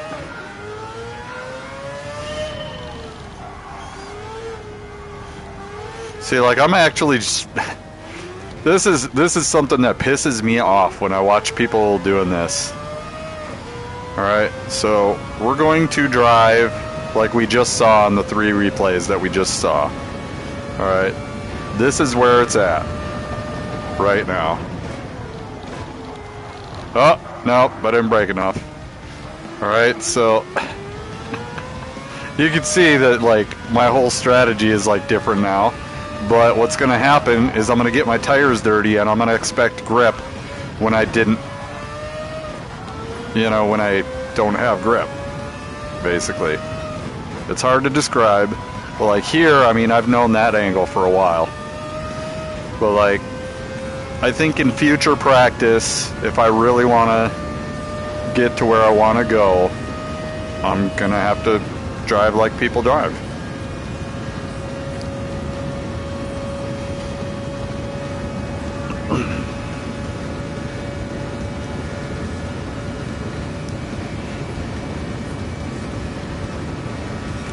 So we're doing a few laps. We're going to check at the end of each lap how far or how much time we have left, because at 45 we definitely want to lock in.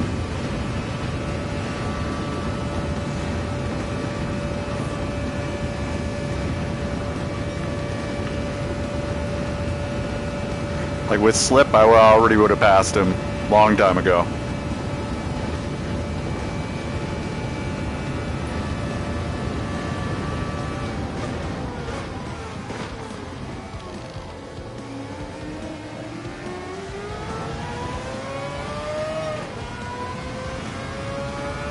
And honestly, if we're just going to jump the apexes, I want to jump the apex, and the second I land on the pavement, I want to gas. And that's the thing that just pisses me off, is like, you should be able to gas well through the apex. But the way people are doing this, that's not the way they're doing it. And like, that makes me just,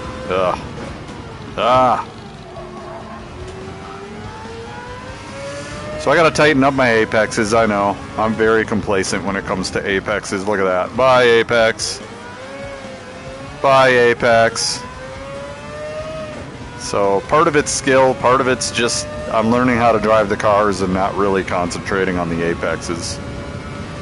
And like some of the guys, man, like literally half on the grass. You do that in real life, you're fucking dead, bro. But they're like doing it every fucking corner. Like, I gotta steer in way faster if I want that. I'm like, right here, he's just jumping across here. Like, what is that? The hell is that?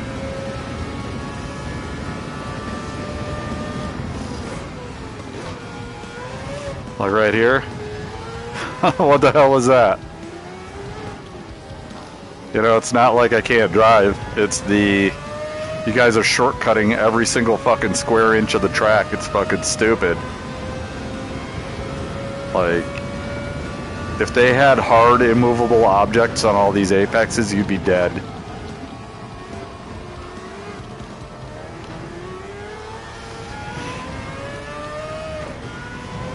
So we need a little more practice.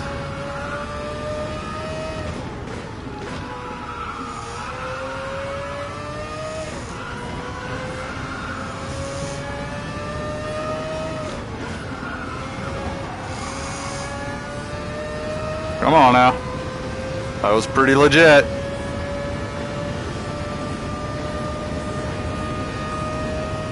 Are you not entertained?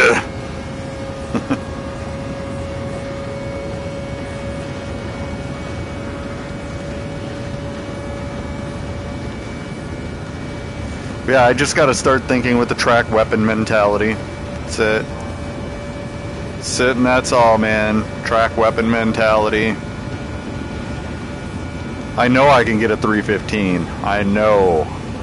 Like, I try to drive too realistically, and in a video game, too realistically is kinda not it. So I should start practicing like I'm playing a video game. So here we go.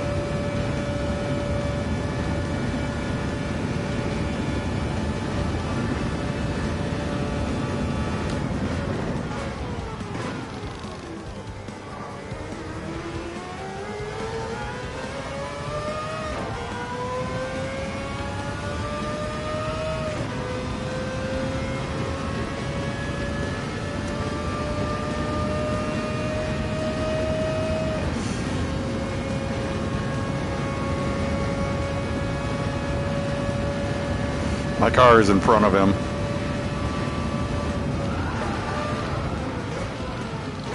Oh, I braked so late. Ah, nah. That was horrid.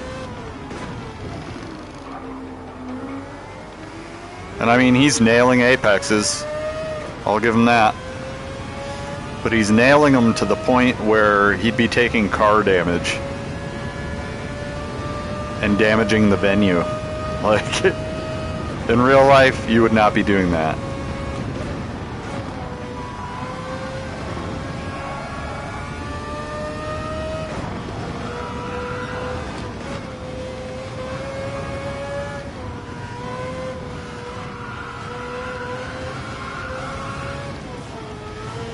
Unlike this. What the fuck is that?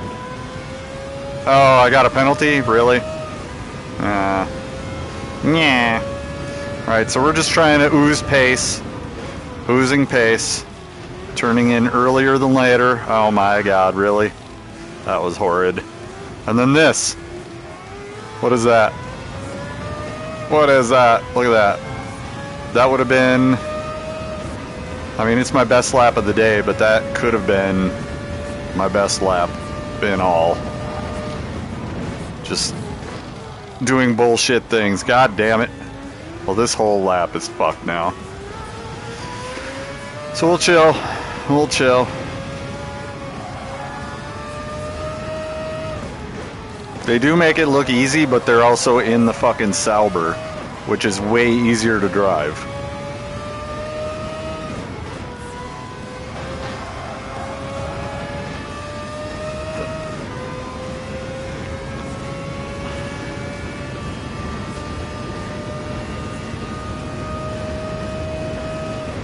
So if they get first,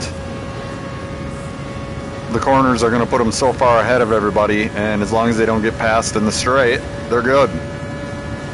Because after that, you know, they're 10 seconds faster than me. I'll never see them again.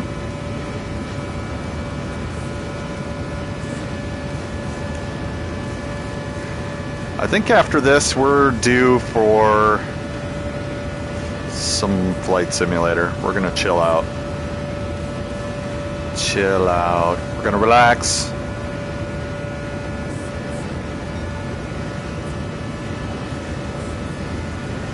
Yeah. What's up? What's up?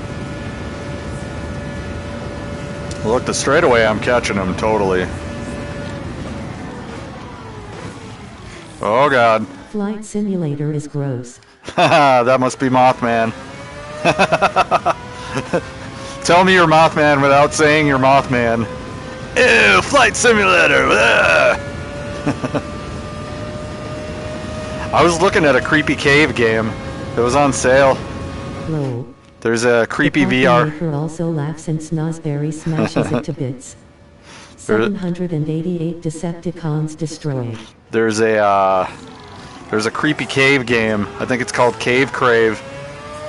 That's in VR, and I was looking at it, and it's, I don't know, it's not realistic enough.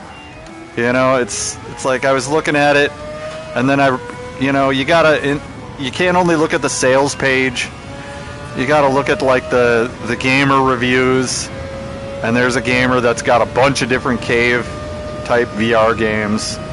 And he's like, this one bugs out and like you can see behind the map like you can in Doom sometimes when you're playing Doom. Sometimes you'll be able to see through like a texture or something. You can see, the behind the scenes wireframe of the world. And he's like, it's not fun to, oh my god, I'm sucking so bad. It's not fun to have a game out itself as a game, Those major bugs should have been fixed before it hit the shelves. And they didn't. So I was looking at it, but then I was like, eh. And I mean, there's supposed to be real caves in the world, which would be pretty awesome. But yeah, it just wasn't realistic enough for me. I need VR games that are like this, that are super hyper realistic, like down to the nuts and bolts of the car, down to the cracks and the granulars. Add skeletons to the pile. The granular of the track, like every single everything. I want it to feel real. And I think Flight Simulator and GT7 have set a bar that I think Resident Evil 8 is going to disappoint me, honestly. I think I'm going to get in and I'm going to be like, what are these PlayStation 3 looking graphics, bro? And Flight Simulator kind of does that, but the plane detail makes up for it. And the entire world being in the game also makes up for it. With GT7, the cars are hyper realistic looking. And the tracks also, they didn't skimp on this shit. This shit is super realistic looking. Oh god, I got smears on my goggles. Uh-oh.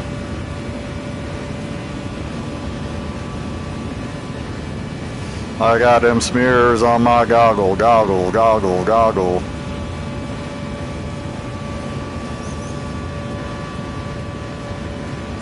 But like, I'm catching him on the straightaways, so this car isn't bad.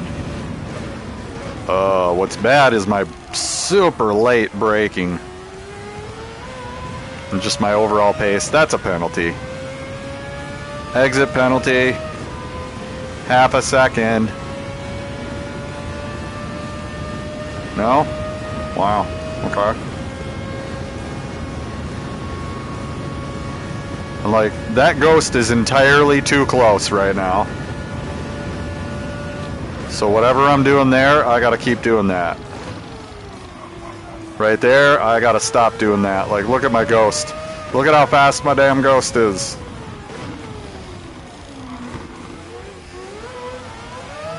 That corner, I need practice on that.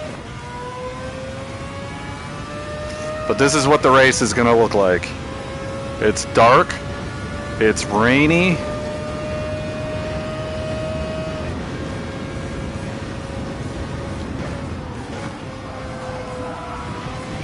I think I should be not afraid to oversteer any of these corners. I think my biggest weakness is I am not oversteering at all. I need to oversteer into the fucking grass. Like, I'm too careful staying on the track. That's my biggest weakness. I'm doing real world car times when I should be doing sim world car times. And sim world car times go like this. Straddle the fucking apexes, bro. Look at that. Boom. That was almost a record lap, just like that. And now we got a good ghost to follow. I can definitely get a 317. I see a 317 all day. Oh, why did I turn in so fast, so slow? Is that a penalty? Is that a penalty?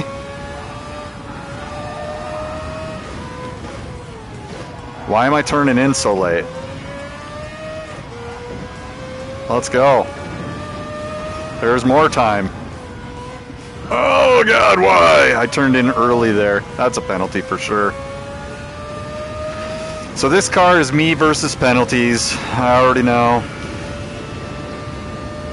We got a 318.5 optimal. Hell yeah. Let's go. We can get that optimal down to a 315. We're in prime shape to be kicking up on that ass. Strutting that ass. Strutting that ass.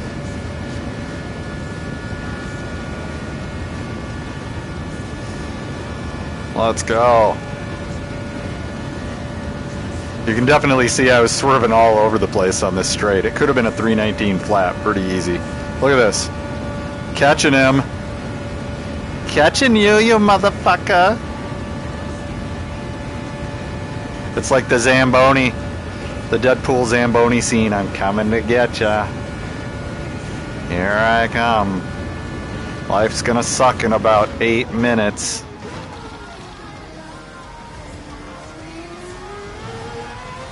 Like, look at that, I'm right on him.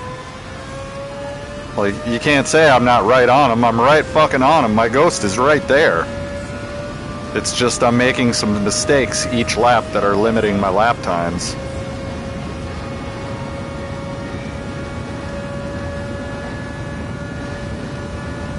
Like, I'm actually ahead of him here. Oh god. Why did I give it that extra gas? Testosterone gas strikes again!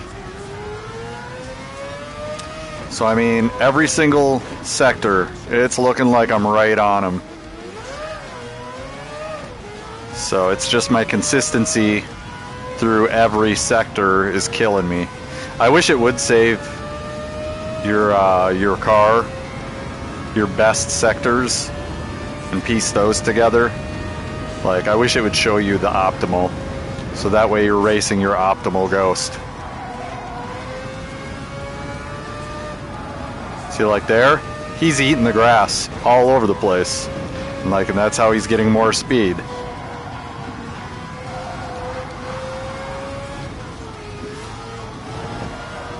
My front tires are gonna hate me this race. Because I feel it, I feel it. I saw what the top guys are doing. They're jumping here, jumping here, jumping. Oh my god, why did I give it that extra gas? See, it's like I'm relearning the race now.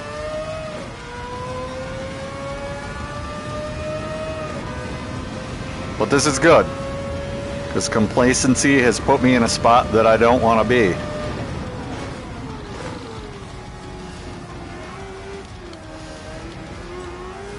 Ooh. Ooh. That was decent. Complacency has definitely put me in a spot where I don't want to be. That was a penalty. All day.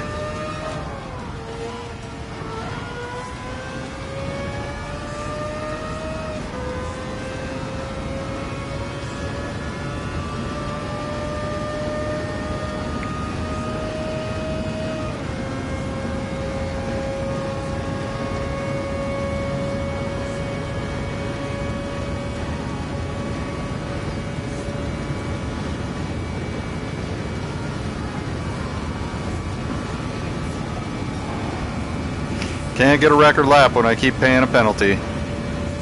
I mean, I can. But if my penalty lap is my fastest lap, that's pretty sad. 318.5. I want to get my op down to a 318 flat. 318 flat. Let's go.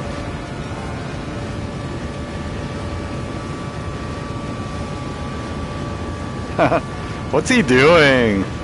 Why is he driving like he's drunk?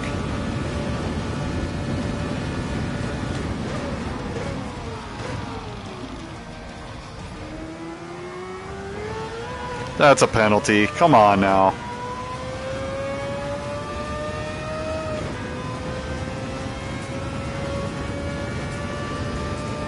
No? Like, look, I'm catching him here. So anybody who's driving the Sauber, you're in trouble in this section right here. You're in major trouble.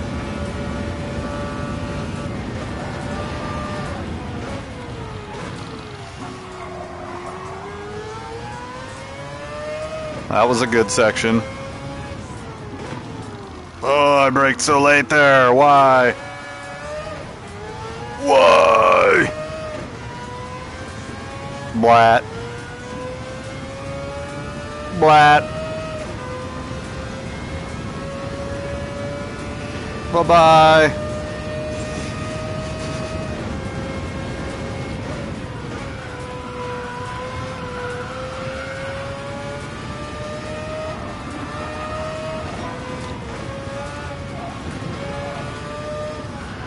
Oh my, what are we doing? Why are we doing that?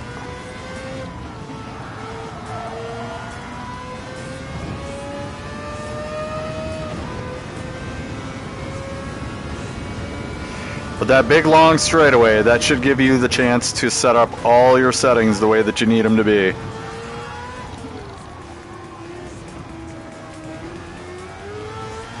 That was a good lap. Minus the penalty, that was a decent lap. 3:18.2.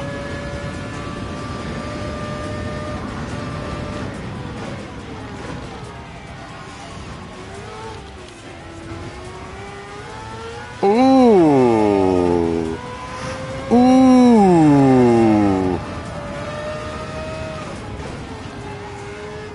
And that just scares me that if these guys had had the Mazda and been able to pull off these corners like they did with the Sauber, they would have been so fucking fast. And like, the Mazda can't really pull the corners off like the Sauber, but if they did pull it off, the Mazda would be way faster.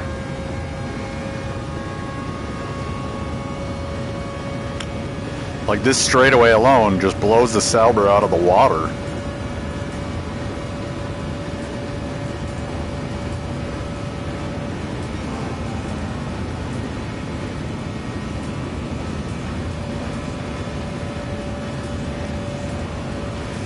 You can clearly see that I'm catching him, and that Ghost is slow.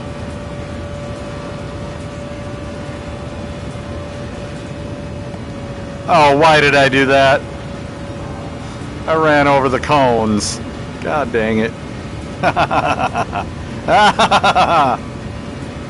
That's what we do, we cone killers.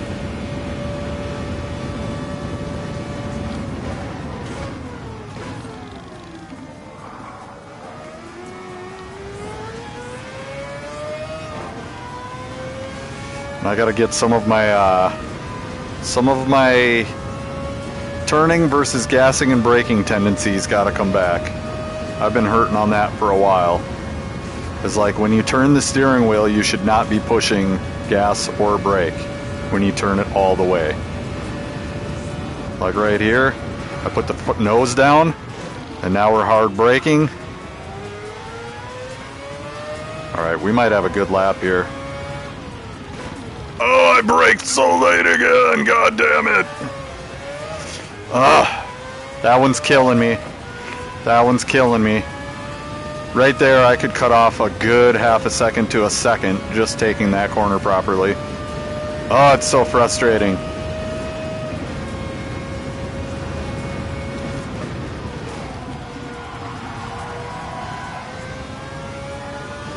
This is the Mazda kind of has CLK understeer tendencies. It's kind of annoying, honestly.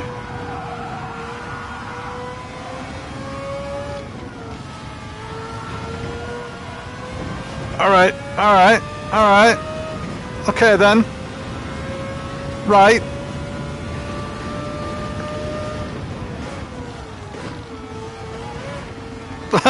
Totally airborne there. That's a good one. Come on, dump it in. Could have been better. Two major mistakes in there. We could have been in the 18s on that one pretty easily.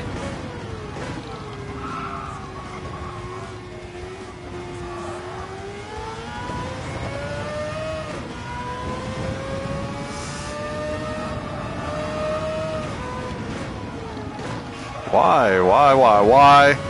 We need more rear brake bias. because we're getting understeer when we're braking.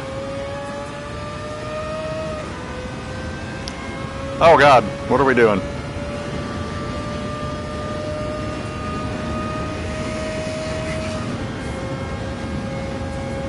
So a 1 will probably put us in a good spot. 317.7. 317.7 optimal. Now we're talking. We're getting somewhere.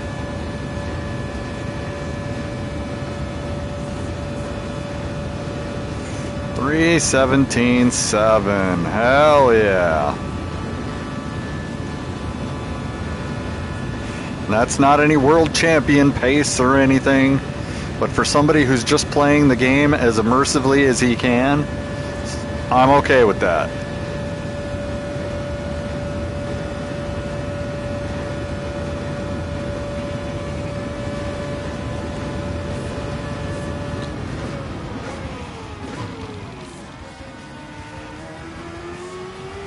Oh man. Penalty? Penalty?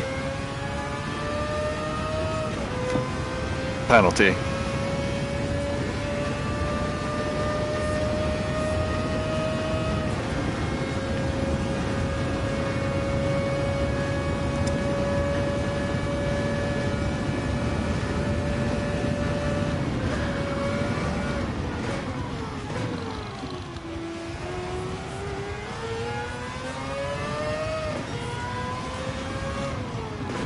Hit that one I got to brake a little earlier on.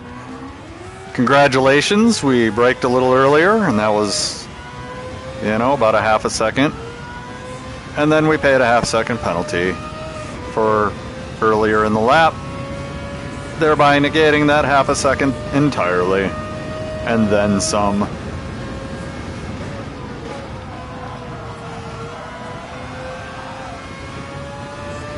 That's understeer to the max.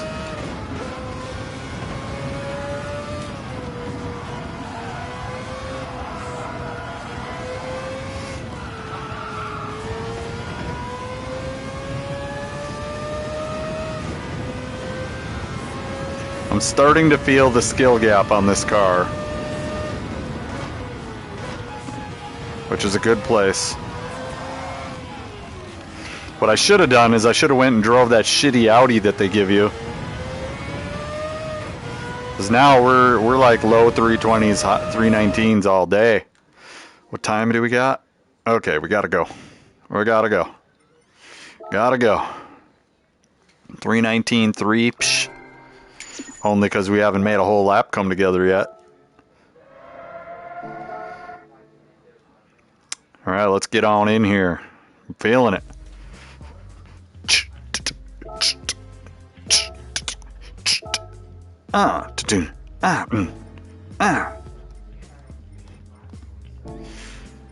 Let's go.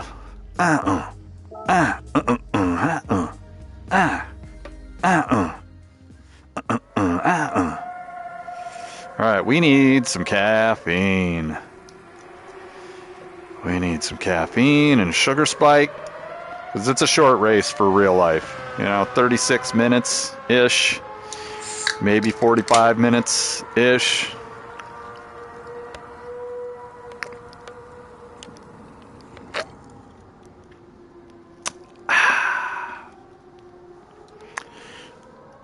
Snap.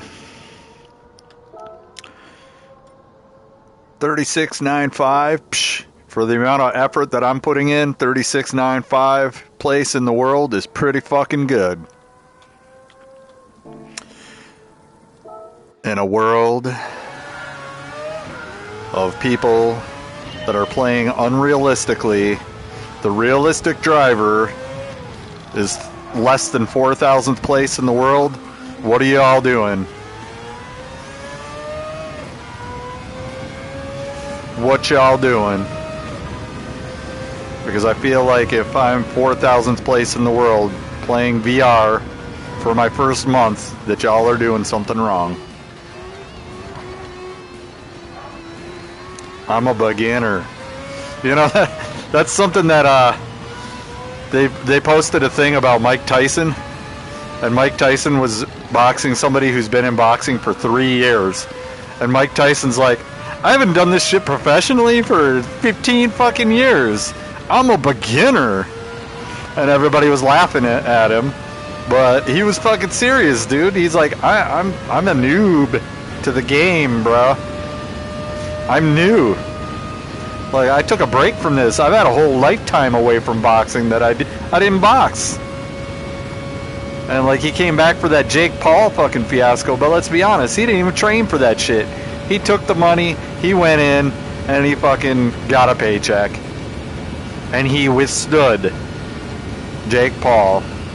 You know what I'm saying? Like, if he had been training, he would have tore Jake Paul apart. I've seen Mike Tyson in training.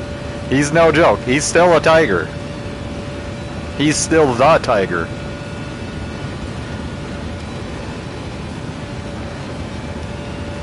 It is definitely not favorable weather conditions.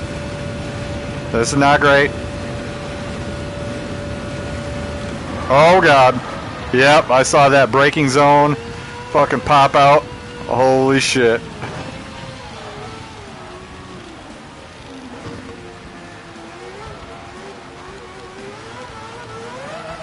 This is so realistic. Okay, well, that one's scrapped. We're gonna exit and try again. Because that weather just isn't good. What even is that?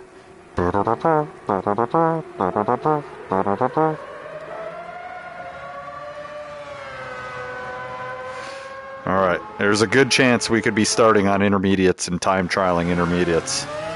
So let's, the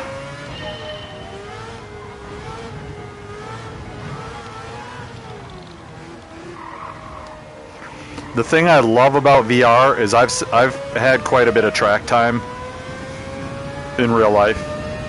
So seeing this in VR just makes it make sense for me. It's just, and I've always liked cockpit view. I just don't like the bunkerness of cockpit view. I don't like the bunkerness of cockpit view. Bunkerness of cockpit view is pretty stifling. Where like I've got peripheral vision now. I can use my mirrors now.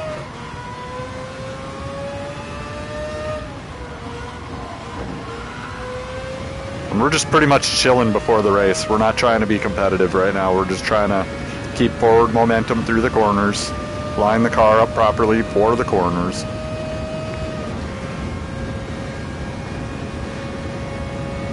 What I should have done is I should have done circuit experience with the Audi. There's a circuit experience with an Audi that, you know, teaches you how to push through the corners. Because if you don't, you're not passing the test. So you literally have to figure out how the car works and push it through the corners. And I haven't done all that shit in so long that I probably should go back to school with it in VR and figure it out. But look at this. I'd catch this guy easy in this straightaway.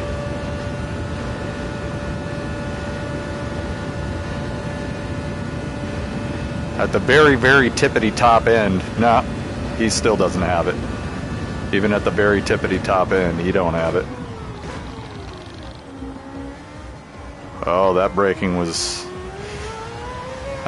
interesting.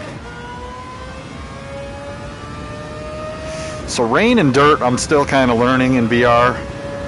So it's going to be interesting. We've got it on traction control 3, which is usually more than enough, but if it's raining, I'm going to bump it up to 5. I don't care. One mishap and I should have had it on 5. And when I pass people that aren't using traction control because they wiped out, I'm laughing at them. Should have had it on 5, buddy. Ugh. See, I'm trying to drive it like a fucking street car. We can't do that. We got to keep that forward momentum and actually race, you know? Let's race. Let's stop driving and let's race. Let's push the car through the corners properly.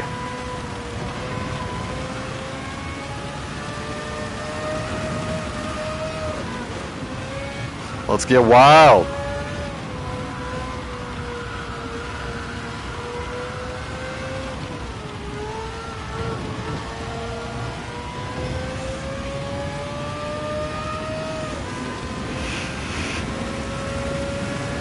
That's crazy. That's a lot of rain.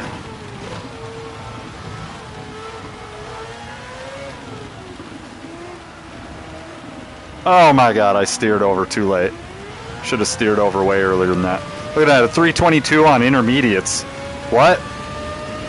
What? Oh bro, you guys, ooh. I'm in for some fucking, I'm gonna eat. I feel like I'm gonna eat, bro. Maybe not there. That's not my eating spot.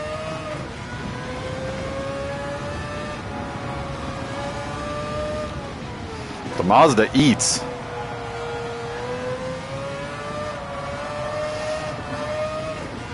Especially if you're an average driver, Mazda's eating. Oh, come on, steer. Steer, brother. That's a penalty.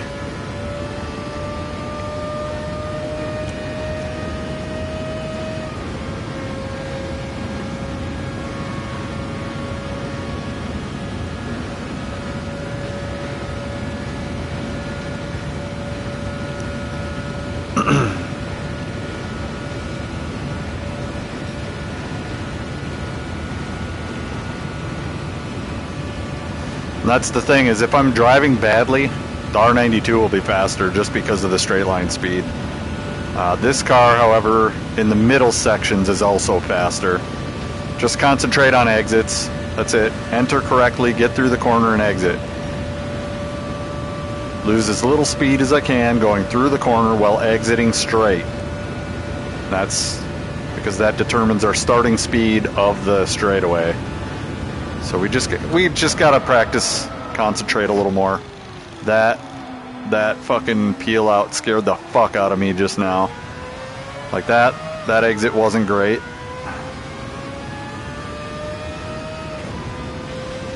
Kind of scared the shit out of me, bro. But about a 1 rear for me feels kind of balanced.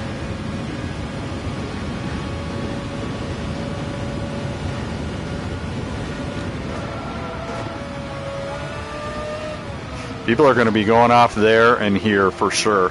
And then here, this corner right here, a lot of people are going to be going off because the braking is a little late. And there's a lot of water there.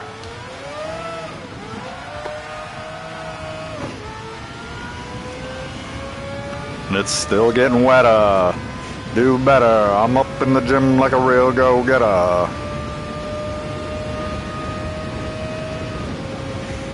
Alright, let's go.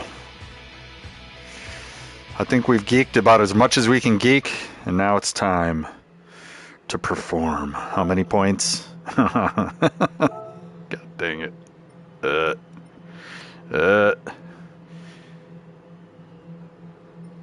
Who are these people? I have no idea who all these people are. But there are some 787Bs. Those are the ones I really got to worry about. The R92 on the straight, you can see a lot of R92s. So those guys are banking on the top speed and not really trying to. No rain? Okay.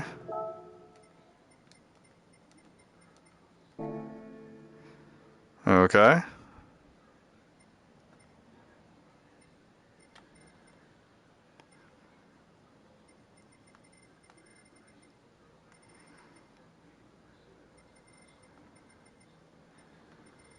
Here it is, fresh season. I'm definitely not wearing a livery, and the reason why I'm not wearing a livery is because I respect this car. I like this car just the way it is. Eventually, we're going to get a Snosberry livery on it. For a show.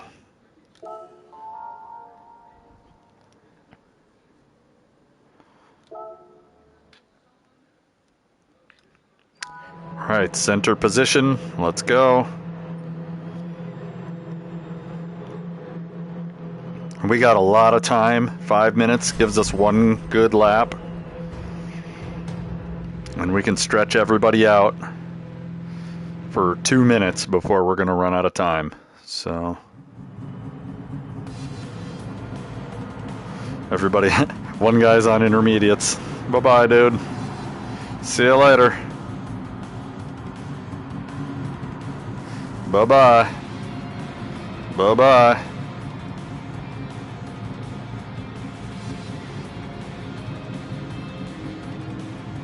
Let them get impatient.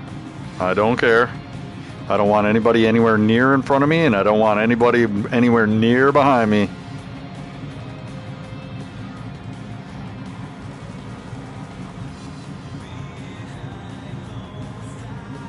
Alright, let's go. We got a couple minutes.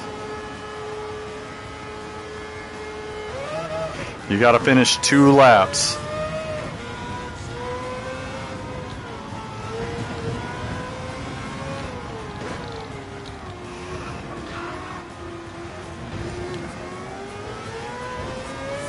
That might have been a penalty.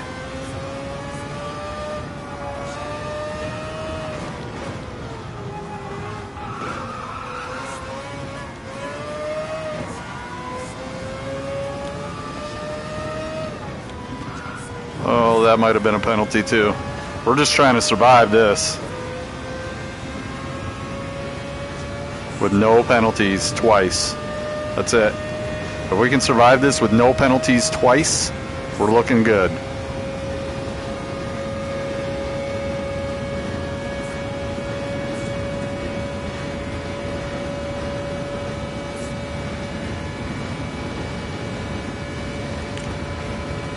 I'm gonna catch these motherfuckers so quick.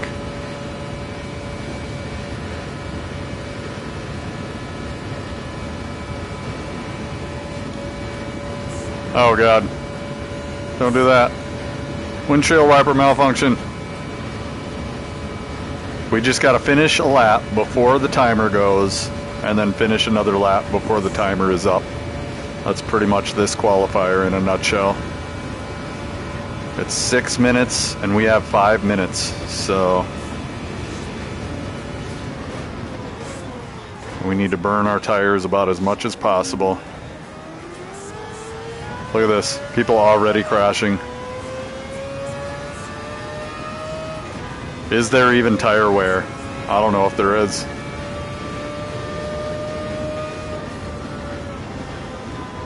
Brother.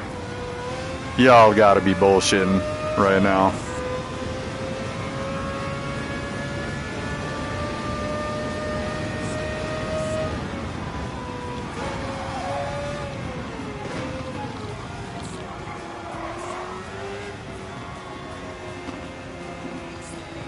We definitely don't want to fuck around with all that.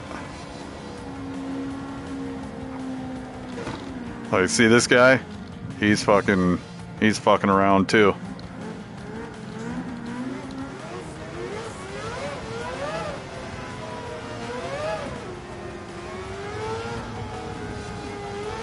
So you got this motherfucker trolling, bro. Alright, we're gonna get in where we fit in. I know I'm slower than everybody, so I really don't want somebody behind me. That's the worst.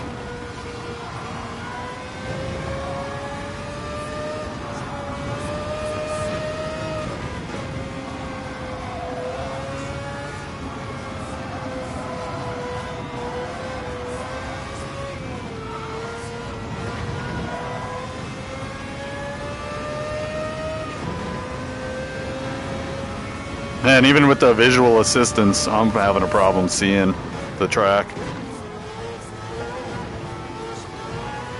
What are we doing, dude? What the fuck are you doing? Penalty right off the bat. It's so bullshit.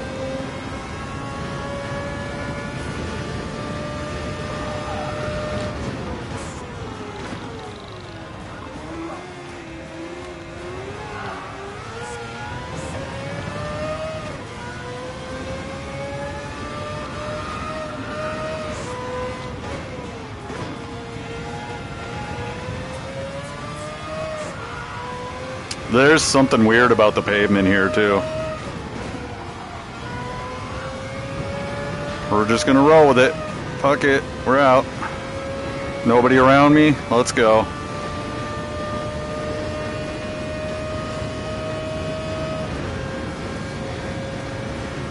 Only thing catching me is gonna be an R92. Like, I hate how people fucking... Oh, I gotta follow somebody to get my fastest lap. No, bro. Because if you get your fastest lap, you're not following them along. That's a logical fallacy. But they're so used to following ghosts, and that's why I leave the eyeball things on. Is I am fucking solid, consistent, all day, every day, same lap. Even if I make a mistake, it's only maybe a second off. Because my mistakes aren't really big mistakes. You know, am I driving with training wheels on? Arguably, yeah. Yeah, I am. But these vision conditions aren't great.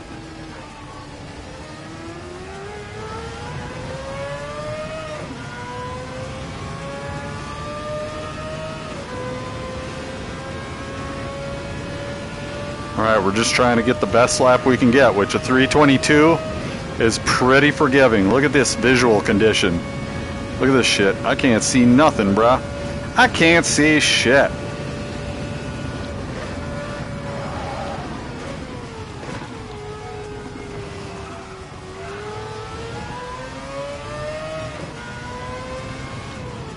I braked late. Again. At least I tailored it in there.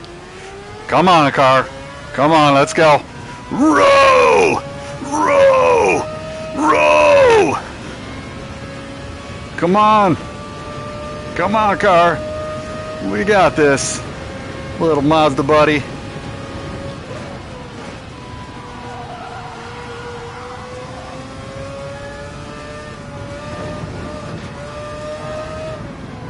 Oh, I got the fastest sector.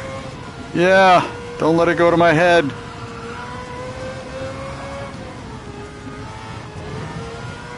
Oh no, don't do that.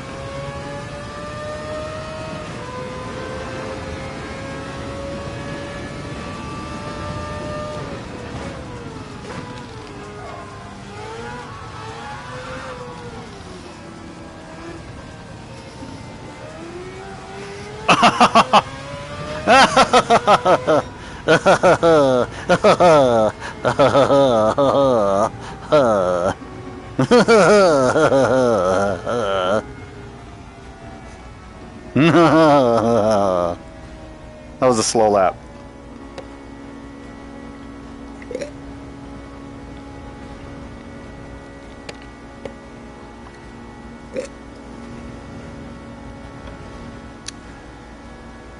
Oh. Nerds! Alright, so that means everybody is out to kill me. Everybody out to kill me. Let's look at the wall. Oh my god. Okay. It looks like we're going to be starting on intermediates and going to mediums. That's what we're doing. We're starting on intermediates and we're going to mediums. That's it. That's what we're doing. You got to pick your strategy and commit to it. It looks like it's wet. It looks like it's going to be wet. And then it's going to dry up. And we need to run those intermediates until they are dead. And when they are dead, then it's game on. That's it. And that's all, man. And based on the lap time, I've got a 24-second advantage on these guys. Like, this shouldn't even be a thing. Alright. Camera reset position.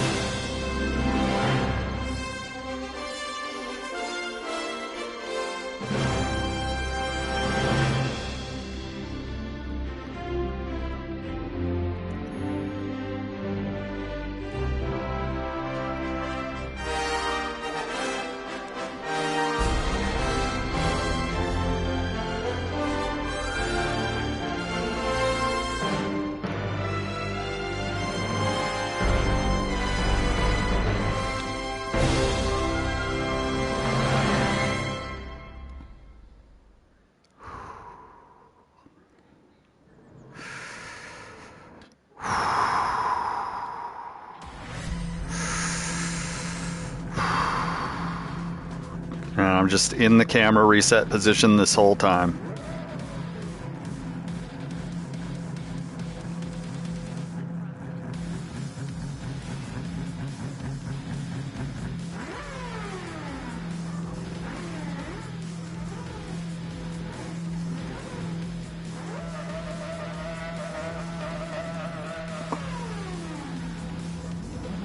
You really don't want to rev here, because you only have 12 laps of gas. Don't do it. Turtles, man! Turtles! That's crazy. And I'm kind of sad I didn't get a livery, but I do like the stock 787 livery, and I didn't feel like anybody was going to be driving it. In the lower brackets, I think the 787 is the most reliable car.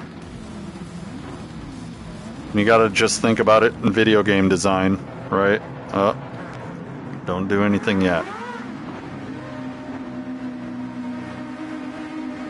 Camera reset position.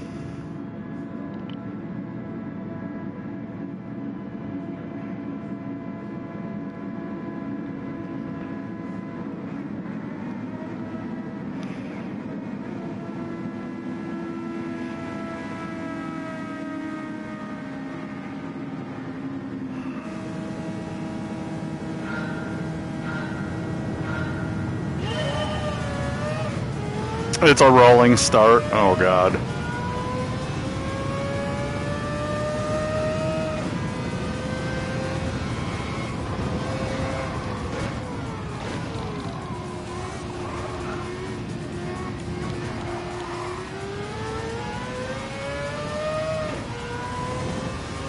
That uphill was horrid.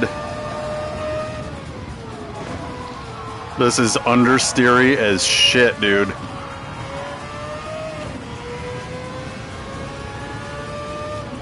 Did I pick the wrong tire? I might have. Yeah, it's not even wet. Oh, God. It's not even wet. Oh, no, bro. Oh, no, bro.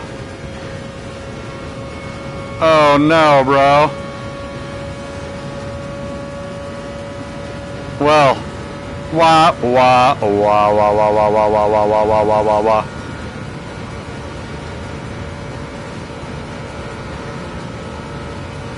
Okay, there's a guy there.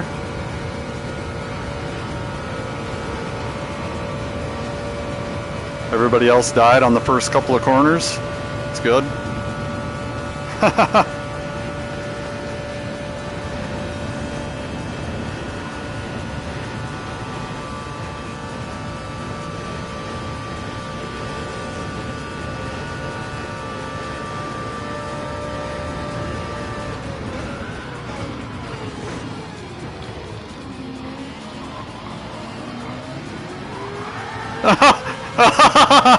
Bro, don't turn over on me. I was right fucking there. That was all you, dude.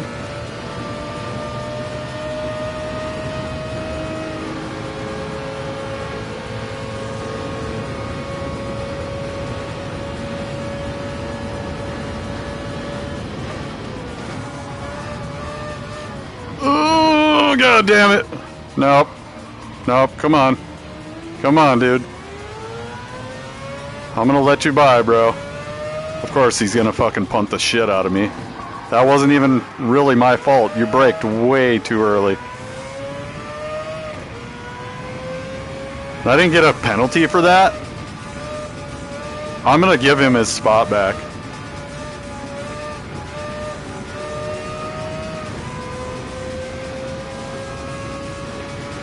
I'm not gonna win like that, bro. That's like, no.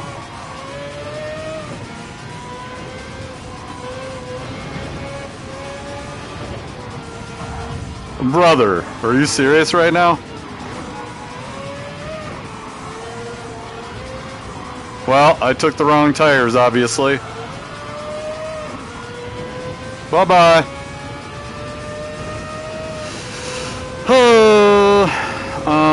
We're gonna do another lap of this. because, yeah.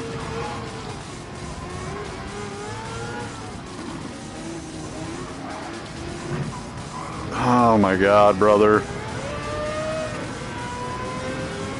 Oh my god, dude. People are just bumping all up on me. Like, come on, I'm on intermediates here. I fucked up. It's my bad. This race is pretty much over. Oh my god, dudes. Oh my god, dudes. Oh my god, dudes. Look at this shit.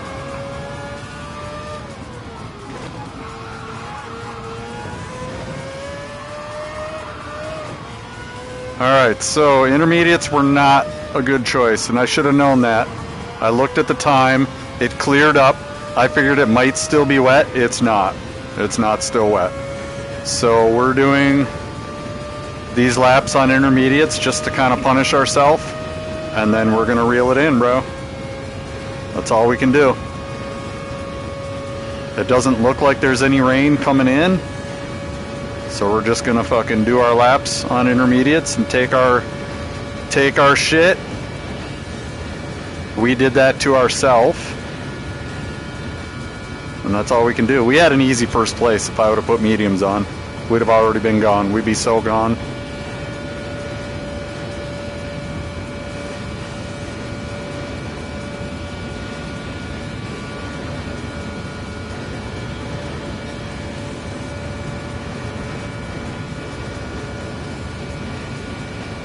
And this fucking excessive slip. The excessive slip, dude.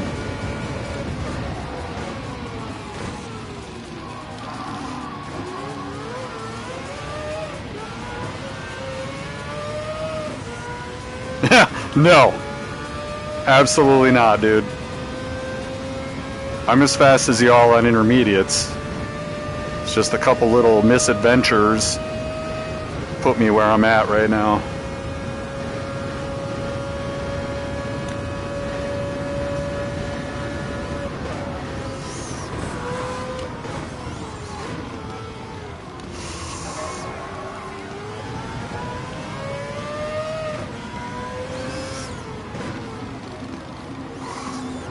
Oh my god, brother.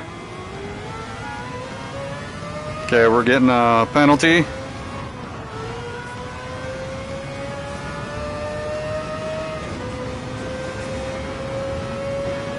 He didn't even pass me with a penalty? Are you serious?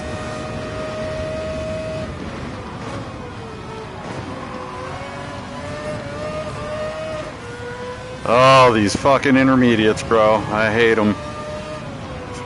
The pavement might be cold too, so hopefully we can work something out.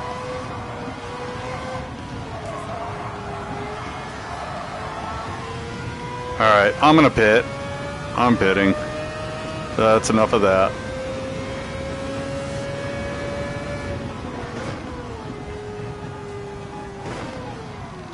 Nope, we're pitting.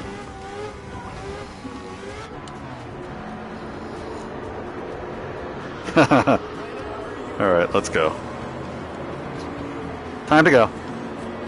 So there's my penalty. I self-penalized.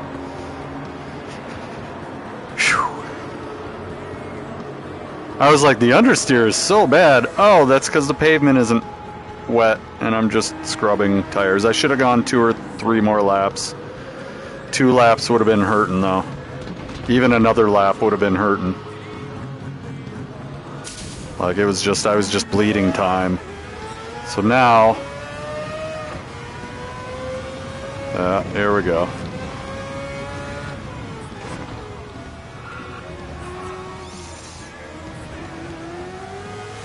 Last to first, here we go, in practice.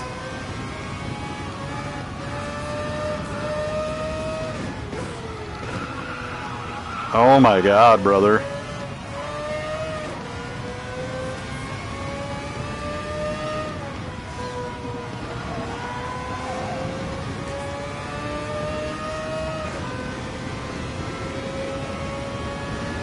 Alright, let's try that. I had to reset the graphics a little bit. It was a little to the left. Okay, 14th to 15th place. We've been in worse. I think they all still have to pit. And if we just start crushing laps, that's a wrap. And it's also night, which usually makes it harder for people. So we should be able to just run our lap and call it a day. We'll see what happens.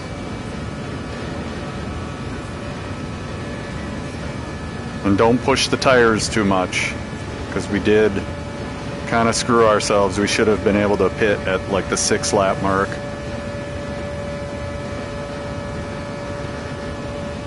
But we've ran this whole race on a set of tires, so.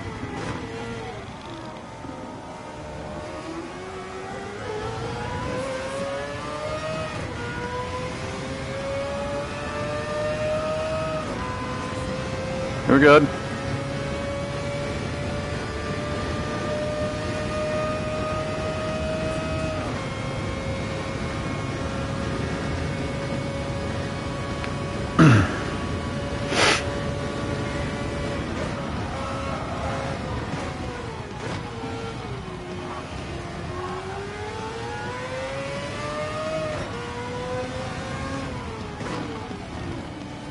And where we screwed up?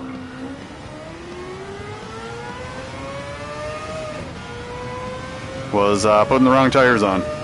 So now we're just coming back from putting the wrong tires on.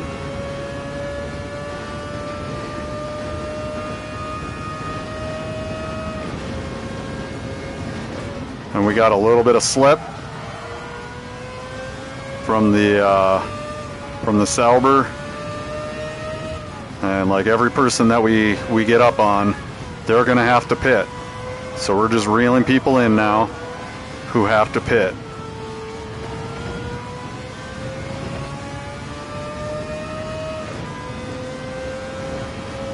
Oh, this is a nightmare. Very, very bad start. So whatever we get off of this, I'm gonna be happy with, honestly. We're surprised, you know, I'm surprised that I'm not in last place. Let's go. Do we got any weather? We have no weather coming. So we just got to keep an eye on the radar and make sure we're not getting screwed.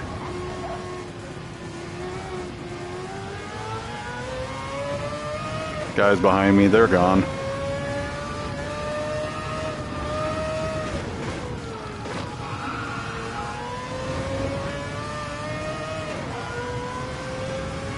And everybody's going to hit a moment where they scare themselves and they're happy playing safe the rest of the race. Where I've got a pretty consistent 320 to 322, they don't. So we should be good.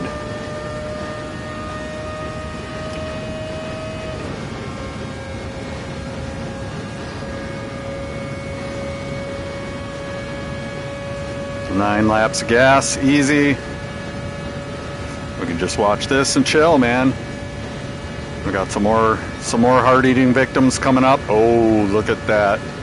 Minus 1.6 seconds. Ooh, that's the exact gap to second place in quali. So each lap we're going to be reeling in another 1.6 seconds. And honestly, I should be doing 319s.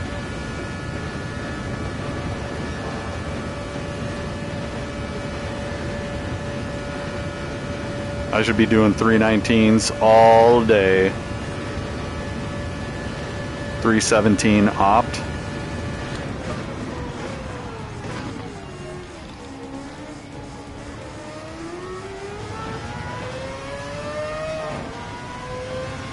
There we go. Should you be doing 319s all day? I should, Mothman. I should be doing 319s all day. And here we go. Time to reel them in. That qualifier kind of put a fire under their ass, though. So they're not going to be as easy as they were in qualifier. But they're also battling, and I'm not, so. I wonder if you can do 319s all day. Man, 319s all day. It's tough. It's tough. I braked so late there. Oh, what's that? What even is that?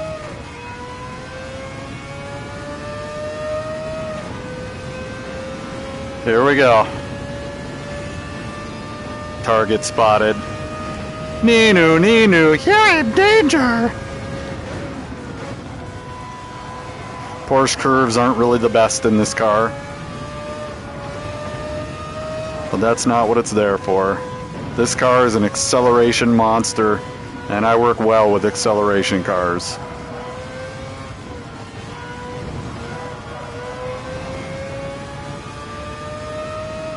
Let's go! Oh, he's pitting. Oh no. There goes my lifeline. Oh, I braked so late there. Come on. Come on. Come on. Row. Row. We're in 11th place. Oh my God.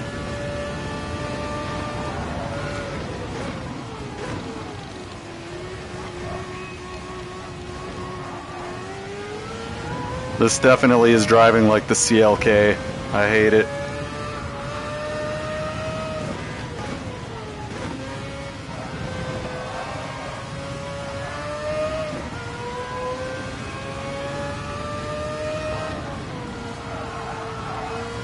Come on, safe laps, not fast laps.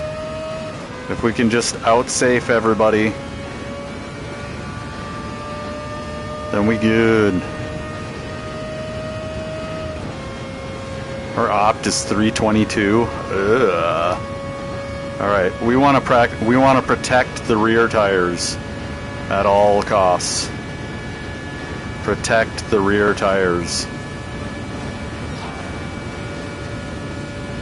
Because the rear tires are the ones that go. And we're also going to have people with fresh rear tires mid-race. But with any luck, they should be behind me. I don't see any rain, so we should be good. There's two challenges here. One was the rain and one was the night. And then the other is the car and the track, of course. But those aren't challenges if you've practiced. The challenges are the things you can't practice. Okay, so there is a guy back there, and we need to keep the applesauce up. We gotta keep up on that applesauce.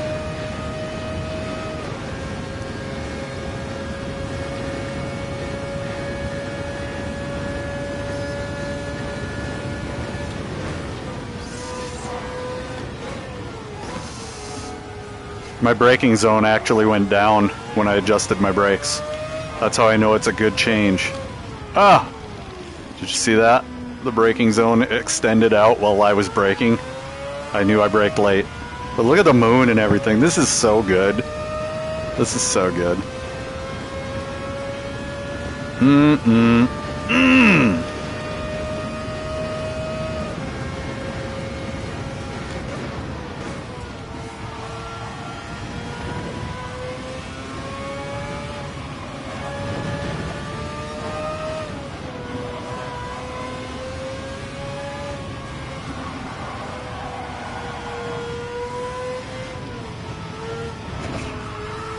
Oh, why am I driving so slow, man? Don't gotta be perfect, just gotta be fast.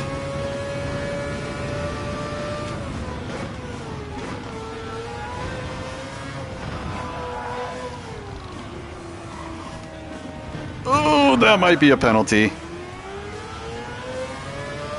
That was dirty as hell.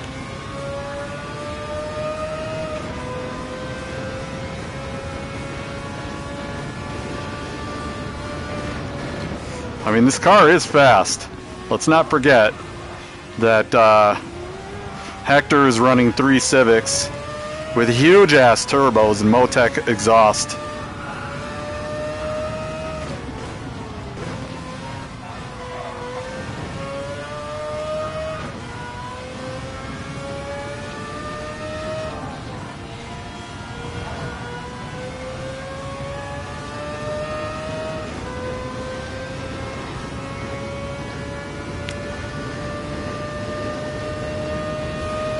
Like, these guys haven't pit yet. This next lap, we'll see where we stand.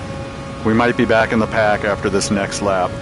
And if I get top 5, I'm happy. Let's be honest. I'm showing up as a C driver and I'm getting top 5. That's it. I'm not trying to get my B. I'm not trying to be an A. I'm not trying to be an A or a B.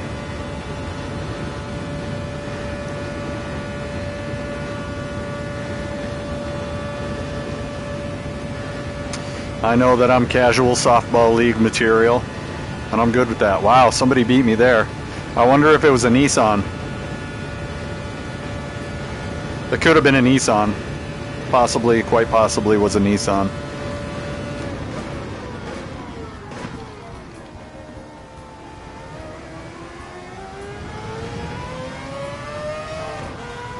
Hell yeah. We're whittling time off now, baby. Hey, baby. Come to Butthead.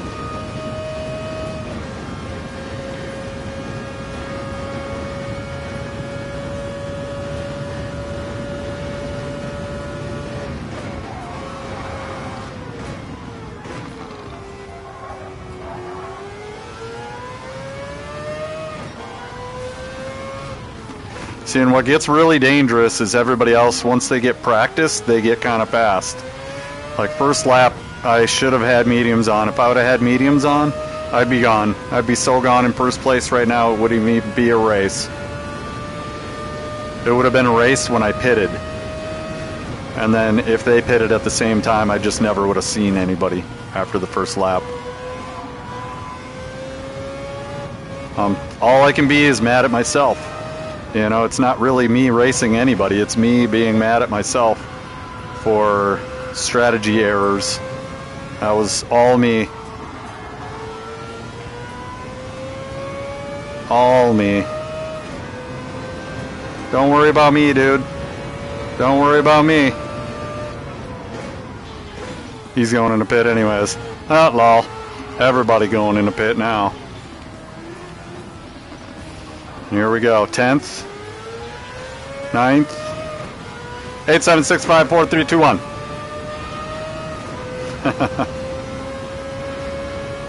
8, 6, 7, 5, 3, 0, 9. Alright, we're back in the game now. And we're going to be fending people off towards the end, I already know. Because they're going to have fresher tires. And that's just how the game works. I screwed myself, so now I got to go out extra long on these tires. And I'm not too hard on tires, so we should be alright, but we still got a lot of race left.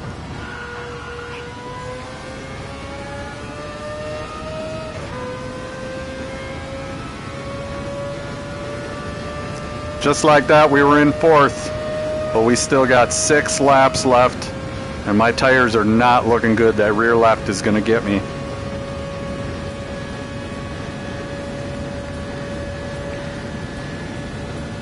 We might actually want to pull this forward all the way just to take the wear off the rear tires. Because they're like, they're almost half gone, bro. Like, we're probably screwed. We're most definitely screwed, actually.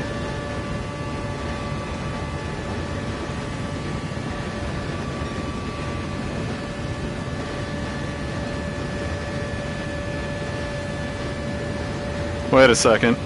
Wait a second. No, that was screwing me right there. Putting the brakes to the rear was screwing me. Okay, we got to put the brakes to the front, which is going to give us a little bit of understeer when we brake, but we got to baby them rear tires, man. I went the wrong way with the brakes. Because now we're working on tire wear. We're not working on making the car faster. We're working on tire wear. That's going to win this race for us. This corner right here wears the shit out of that rear left. And there's another one off the big straightaway that's doing it too. And we got to just get our braking done and do our steering without braking. Alright, we'll try that. This guy's catching us.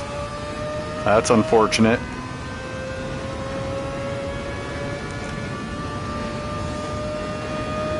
Yeah, we've got somebody catching us.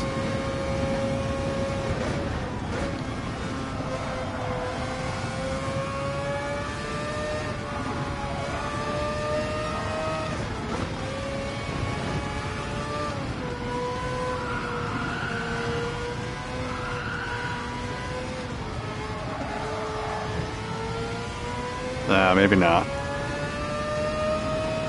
Maybe not.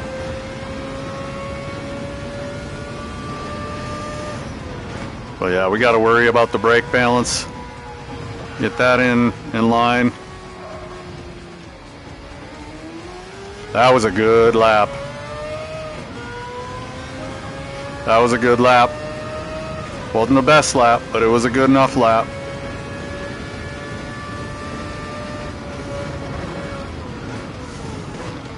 We got to go up the hill.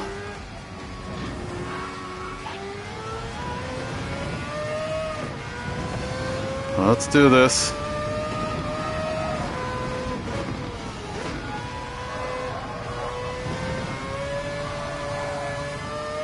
Oh, yeah, the traction control is already hitting hard, man. We might be screwed this race. We might have to take another race. My rear left is just toasted.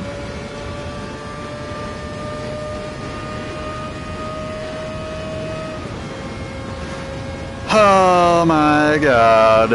We've got 4 laps left and my rear left is completely gone. But we're trying to get, I think we got 2 laps, so we're trying to get 10 laps off of mediums is what we're doing. And that's going to be tough. That's going to be real tough.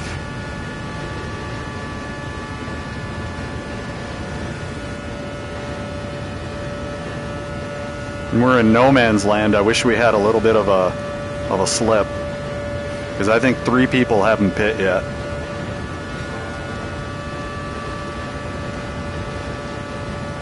Because I'm busting laps, bro. I'm busting some serious motherfucking laps.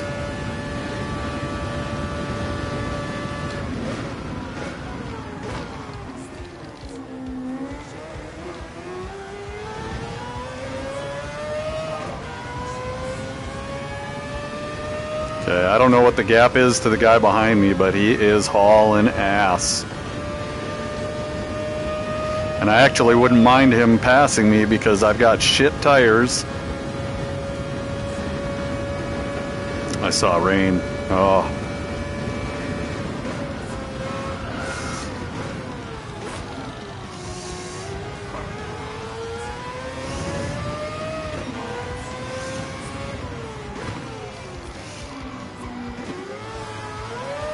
Oh my god, bro, I just burned my rear tire right off.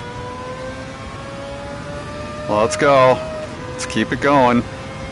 We had an easy first place and we snatched it from ourselves by putting the wrong tires on. But that's the risk that we took, is like if we put medium tires on and the track was dry, what happens then, or the track was wet, we'd have been screwed too. So it's like that's the thing about this game that a lot of the top tier drivers are talking about, is like you never know what's going to happen. And I mean, although that's realistic, like it turns the game into this luck of the draw fucking bullshit that ain't nobody want to, you know. Like, drivers by default are control freaks, so they don't like shit that's out of their control.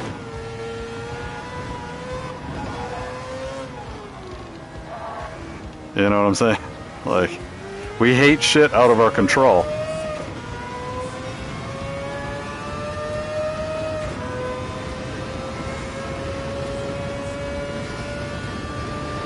The second that the guy behind me gets in slip range, it's over.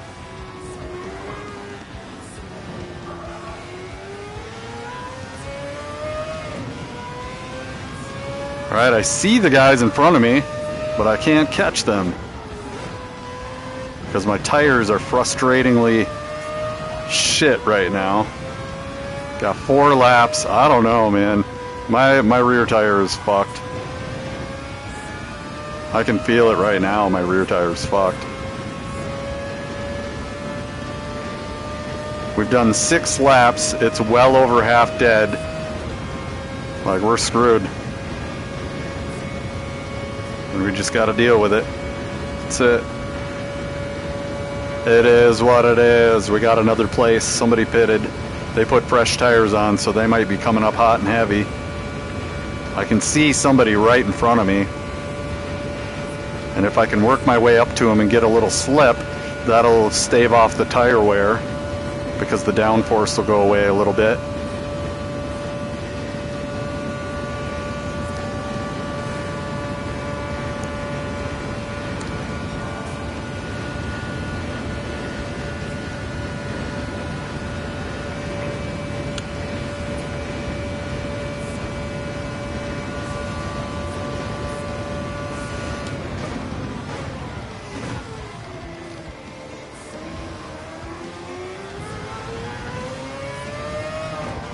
Alright, I'm gapping. Let's go, let's gap. We might even want to go a little bit farther forward. It feels like it brakes better when I go forward too. And we got nothing to worry about with the front tires. It's the rear tires that are really screwing it for us. Oh God. Oh, come on. Oh no. We totally hosed that. And that. And that. Oh my God, we got 3 laps left. God dang it, bro. This guy's gonna eat me.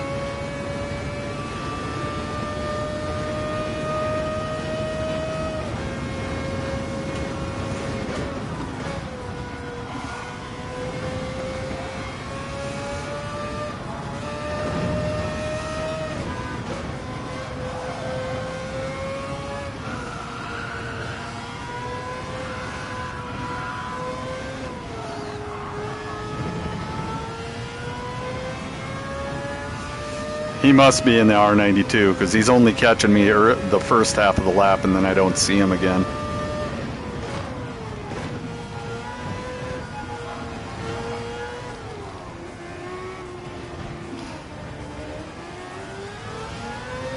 Let's go. He's gone. He gone.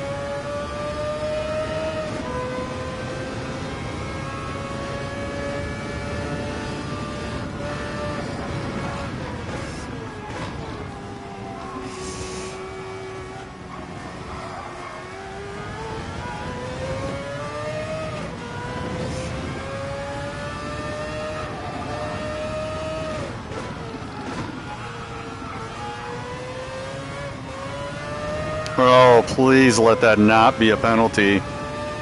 God dang it, bro.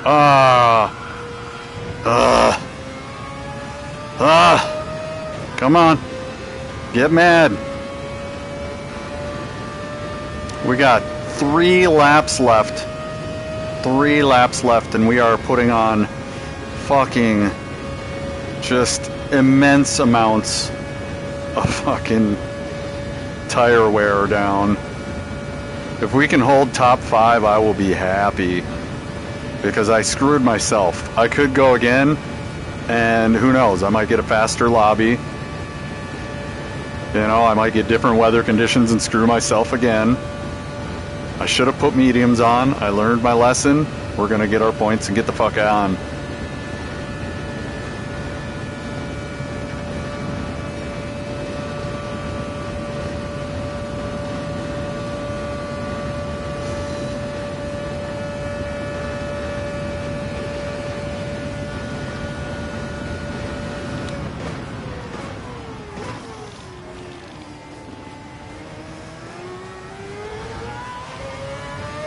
Yeah, they're right there, dude. But this little stretch should put a gap on.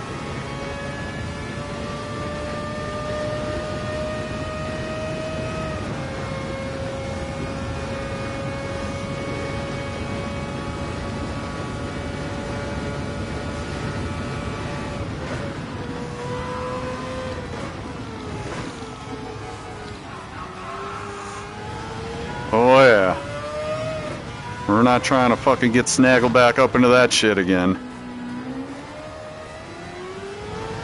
Bye-bye.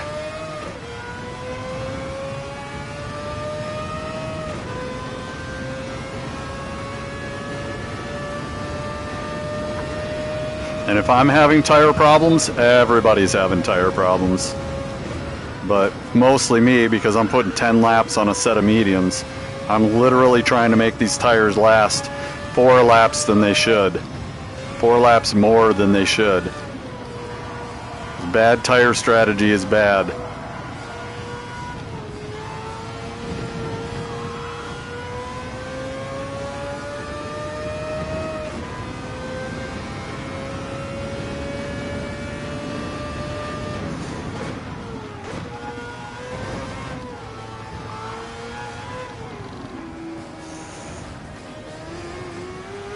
Oh, that was a good lap. Wasn't my best, wasn't the best, but it was good. That'll do.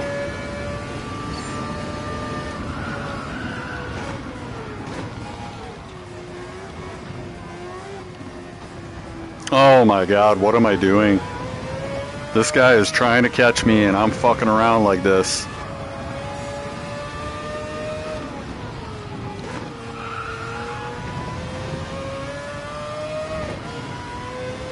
Let's go, dude. Oh, that's a penalty. Yep, I just gave up 4th place. I just gave it up. No? No, but he does have the slip. And the R92 and slip. Like, really, the only way that I catch these guys in front of me is by working with this guy that's behind me. That's it. It's the only way.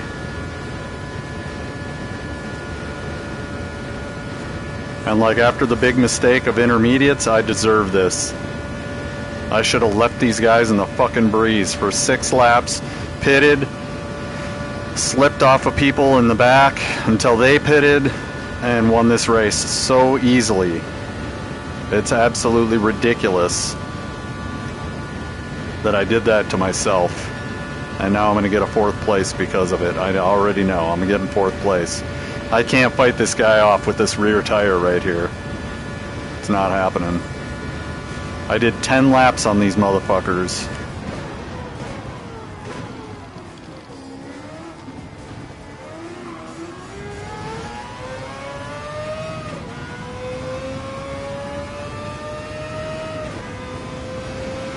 That R92, man, he's fast.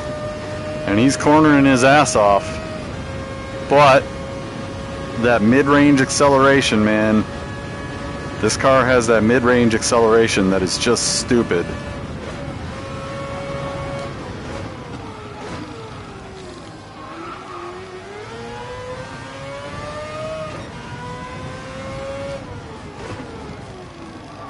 Oh my god, brother, just give it away, why don't we? Just give it away.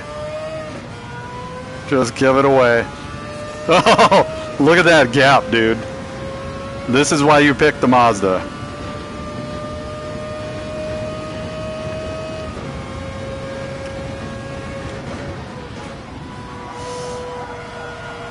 Oh my god, bro, I'm so slow through here now. My tires are done. They're done.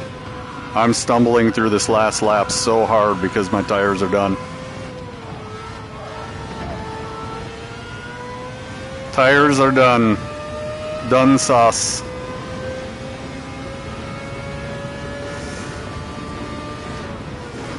Like, I can't even steer. I can see that the red... Oh my god. Yep, they're done. They're done. Yeah, they're done. Hopefully I only lose to this guy, and I'm gonna get a penalty. Hopefully that's the only place that I lose. I can't even keep up with him, dude. My tires are gone. My turning is gone. Oh yeah, I got nothing. That's it. So hopefully I can maybe... Nah, he's gone.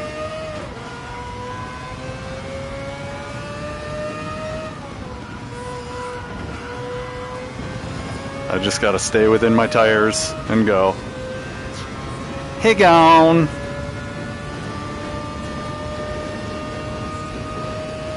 Yeah, my fronts are fucking absolutely gone. What is he doing? He caught the guy in front of me. The guy in front of me might be having tire problems too.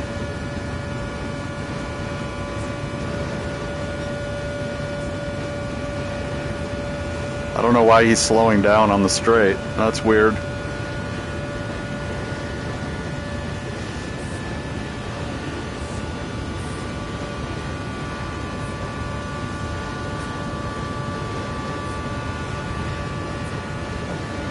I think the dude, yeah, I think that car in front of me right now isn't the R92, I don't think.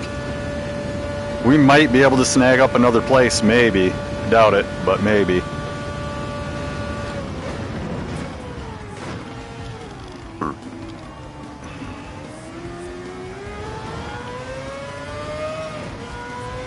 Let's look at our fuel gauge. Okay, we got plenty of gas. Nobody behind me. So, 4th place. That's what we got. If we can hold on, this is it. Should have had an easy first. We might be able to get 2nd still, though.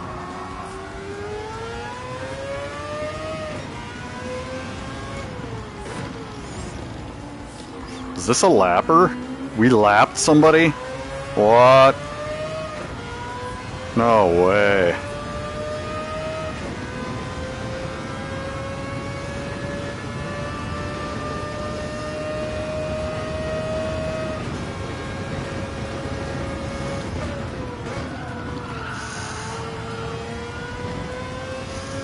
Come on.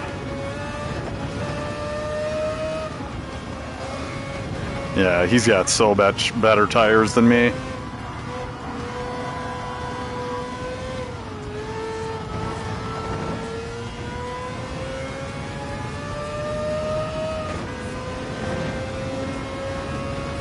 We're just solid 4th. We might have somebody who forgot to pit. We might have somebody who, I don't know. I don't know how any of these drivers could have forgot to pit, but it's possible.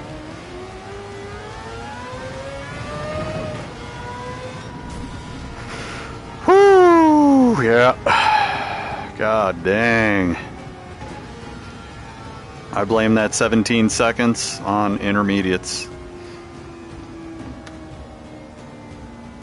I could have definitely, if I would have pit in the middle of the race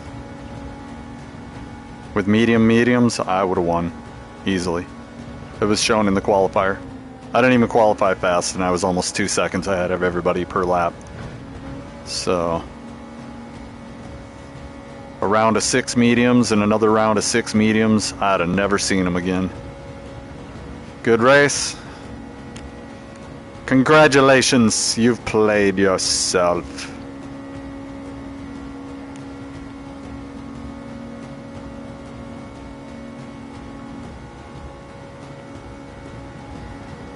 Congratulations, you played yourself. Oh, it's Ryan.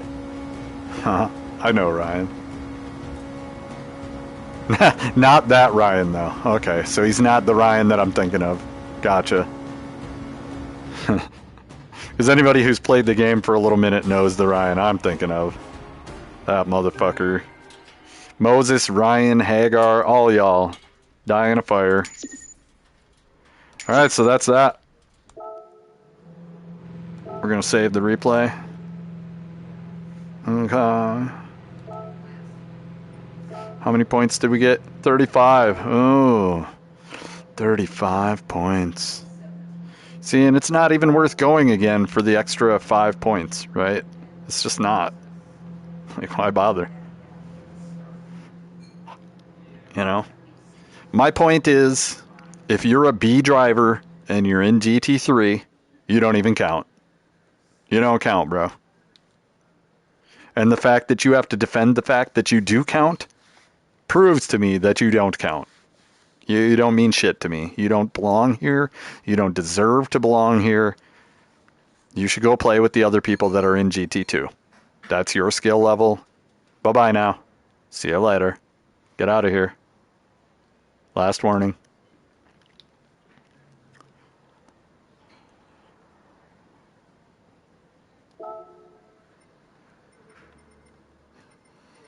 But we got a couple sportsmanships, and that's the other thing is I didn't want to lose sportsmanship trying to block people while I was like, I could have been that guy. I knew I screw up, and I fucking owned it, all right? I didn't blame nobody else. I screwed up. I could have maybe done 3 laps on intermediates, and I would have lost more time because the intermediates would have burned off, and then I would have made more mistakes. So I took the mediums. We picked up about as many places as we could. And, you know, I think this is the guy that I rear-ended accidentally. So, he deserved to beat me. I already waited up for him once because I was like, nah, I don't win like that, bro. I don't like winning like that. If I can't win by outright racing you, I don't want to win. So, there's that. We're done for the week. We got tomorrow. We're probably going to chill a little bit with the flight sim. And we're also reading the Black Book of Power. So the Black Book of Power has some missions that I'm working on. And once I finish that, I think I'm going to be in good shape to be a Heartless Realtor for the rest of my life. I can't wait. Because I know that people were using a lot of these tactics on me. Like, people just talk to you in such a way like you haven't been doing anything. Oh, you don't have any clients? You haven't been doing anything then. And it's like, that's not helpful. That's not helpful at all. And then showing me what works for you when I've done the same shit, it doesn't work.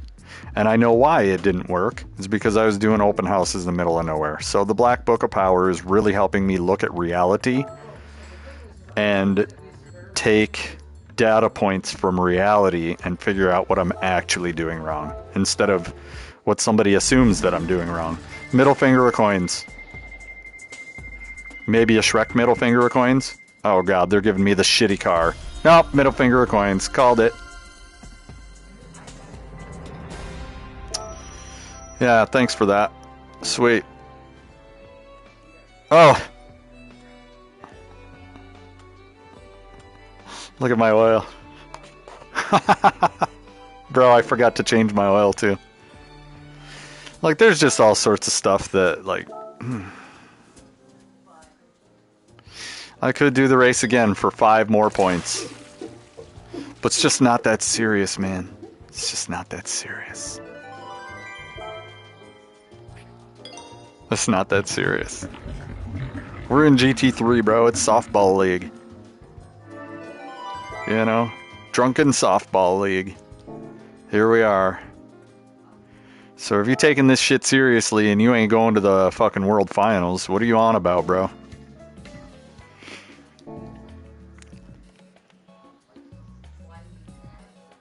Like, I put entirely way too much practice into something I didn't need to be practicing, you know?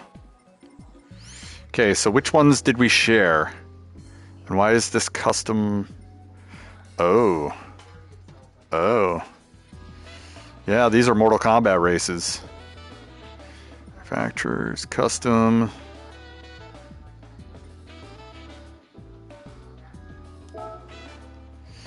Is this MK Group 3s? Let's view. I think this is MK Group 3s.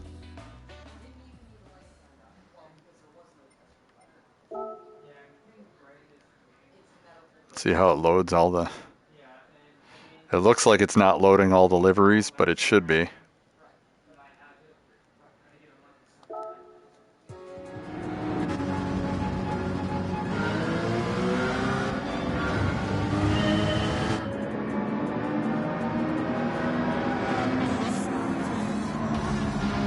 And I didn't change the names because the names are on the windshields. Alright, so we'll share these. It's late enough in the week where I don't think it's going to cause too much problems.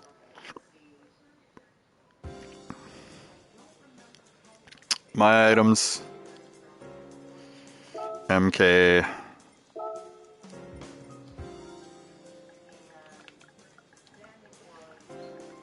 GR4.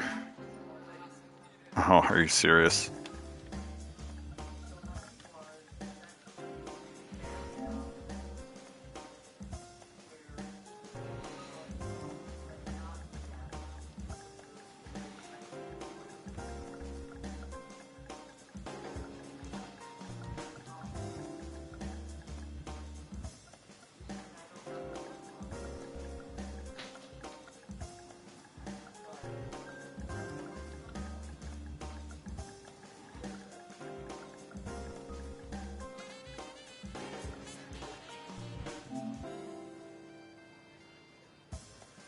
Alright.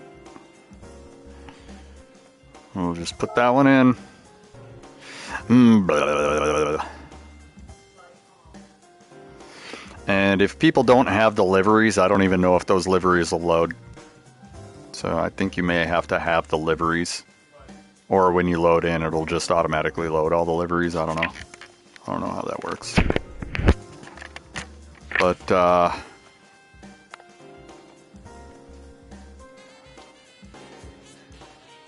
there's that. I think this one is the group 3s at Interlagos. Let's find out. Yeah, group 3s at Interlagos. Okay, same thing. MK group 3. Done for your entertainment. So if people got time and they just want to fuck around, there you go.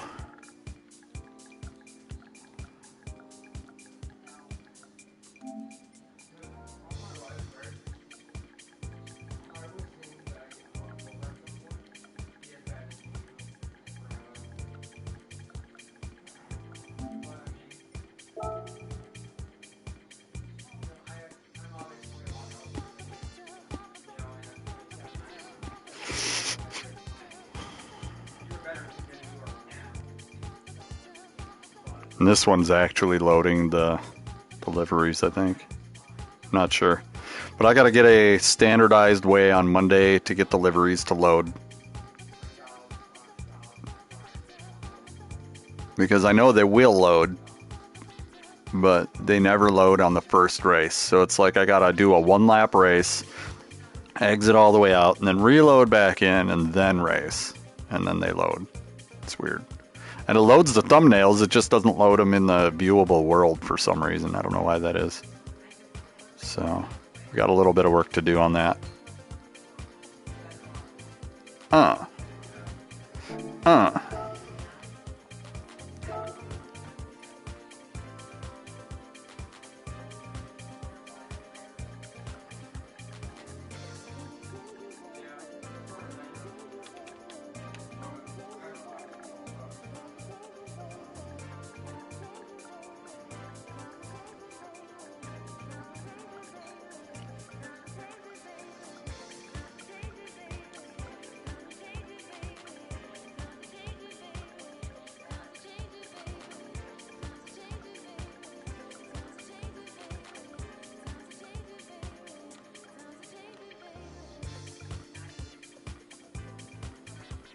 Where's comma? Oh, there it is.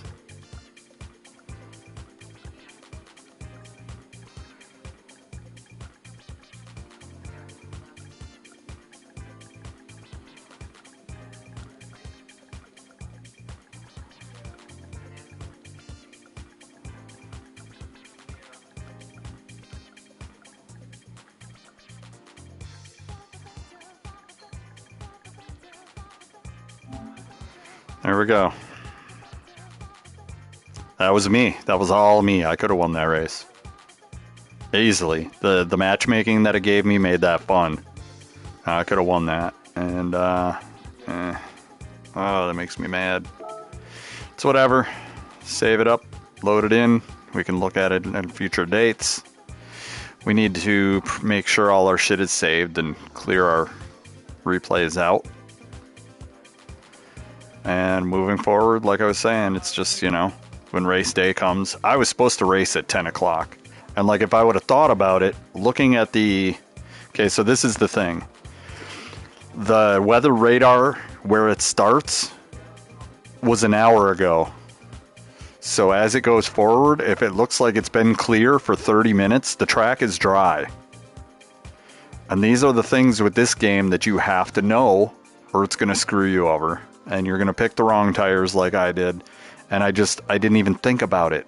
I didn't think about it critically, and that's my own fucking fault. I should have won that race. I got 4th place. It's whatever. You know, we'll come again next. Here, let's use the cliche loser phrases. We'll come again next time, real strong. Oh my god.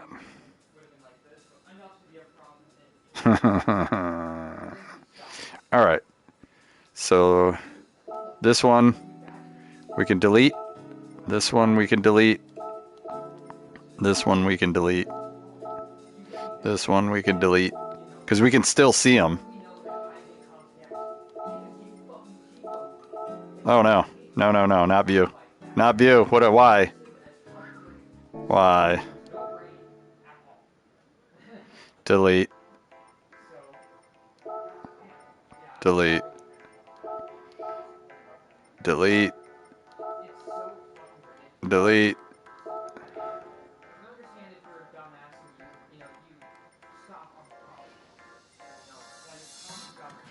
I've got a ton of stuff I put in here. Delete. All these videos, they just gotta go.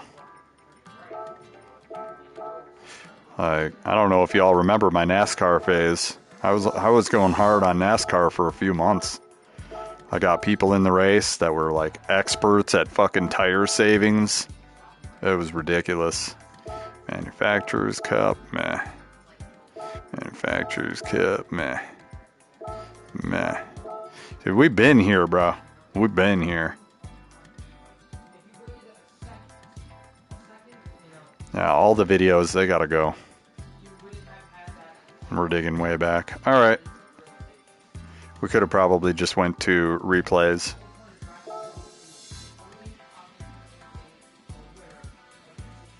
$114.26. Yeah, you gotta go. Alright. So, and they're still up here on my page. So that's why you save them.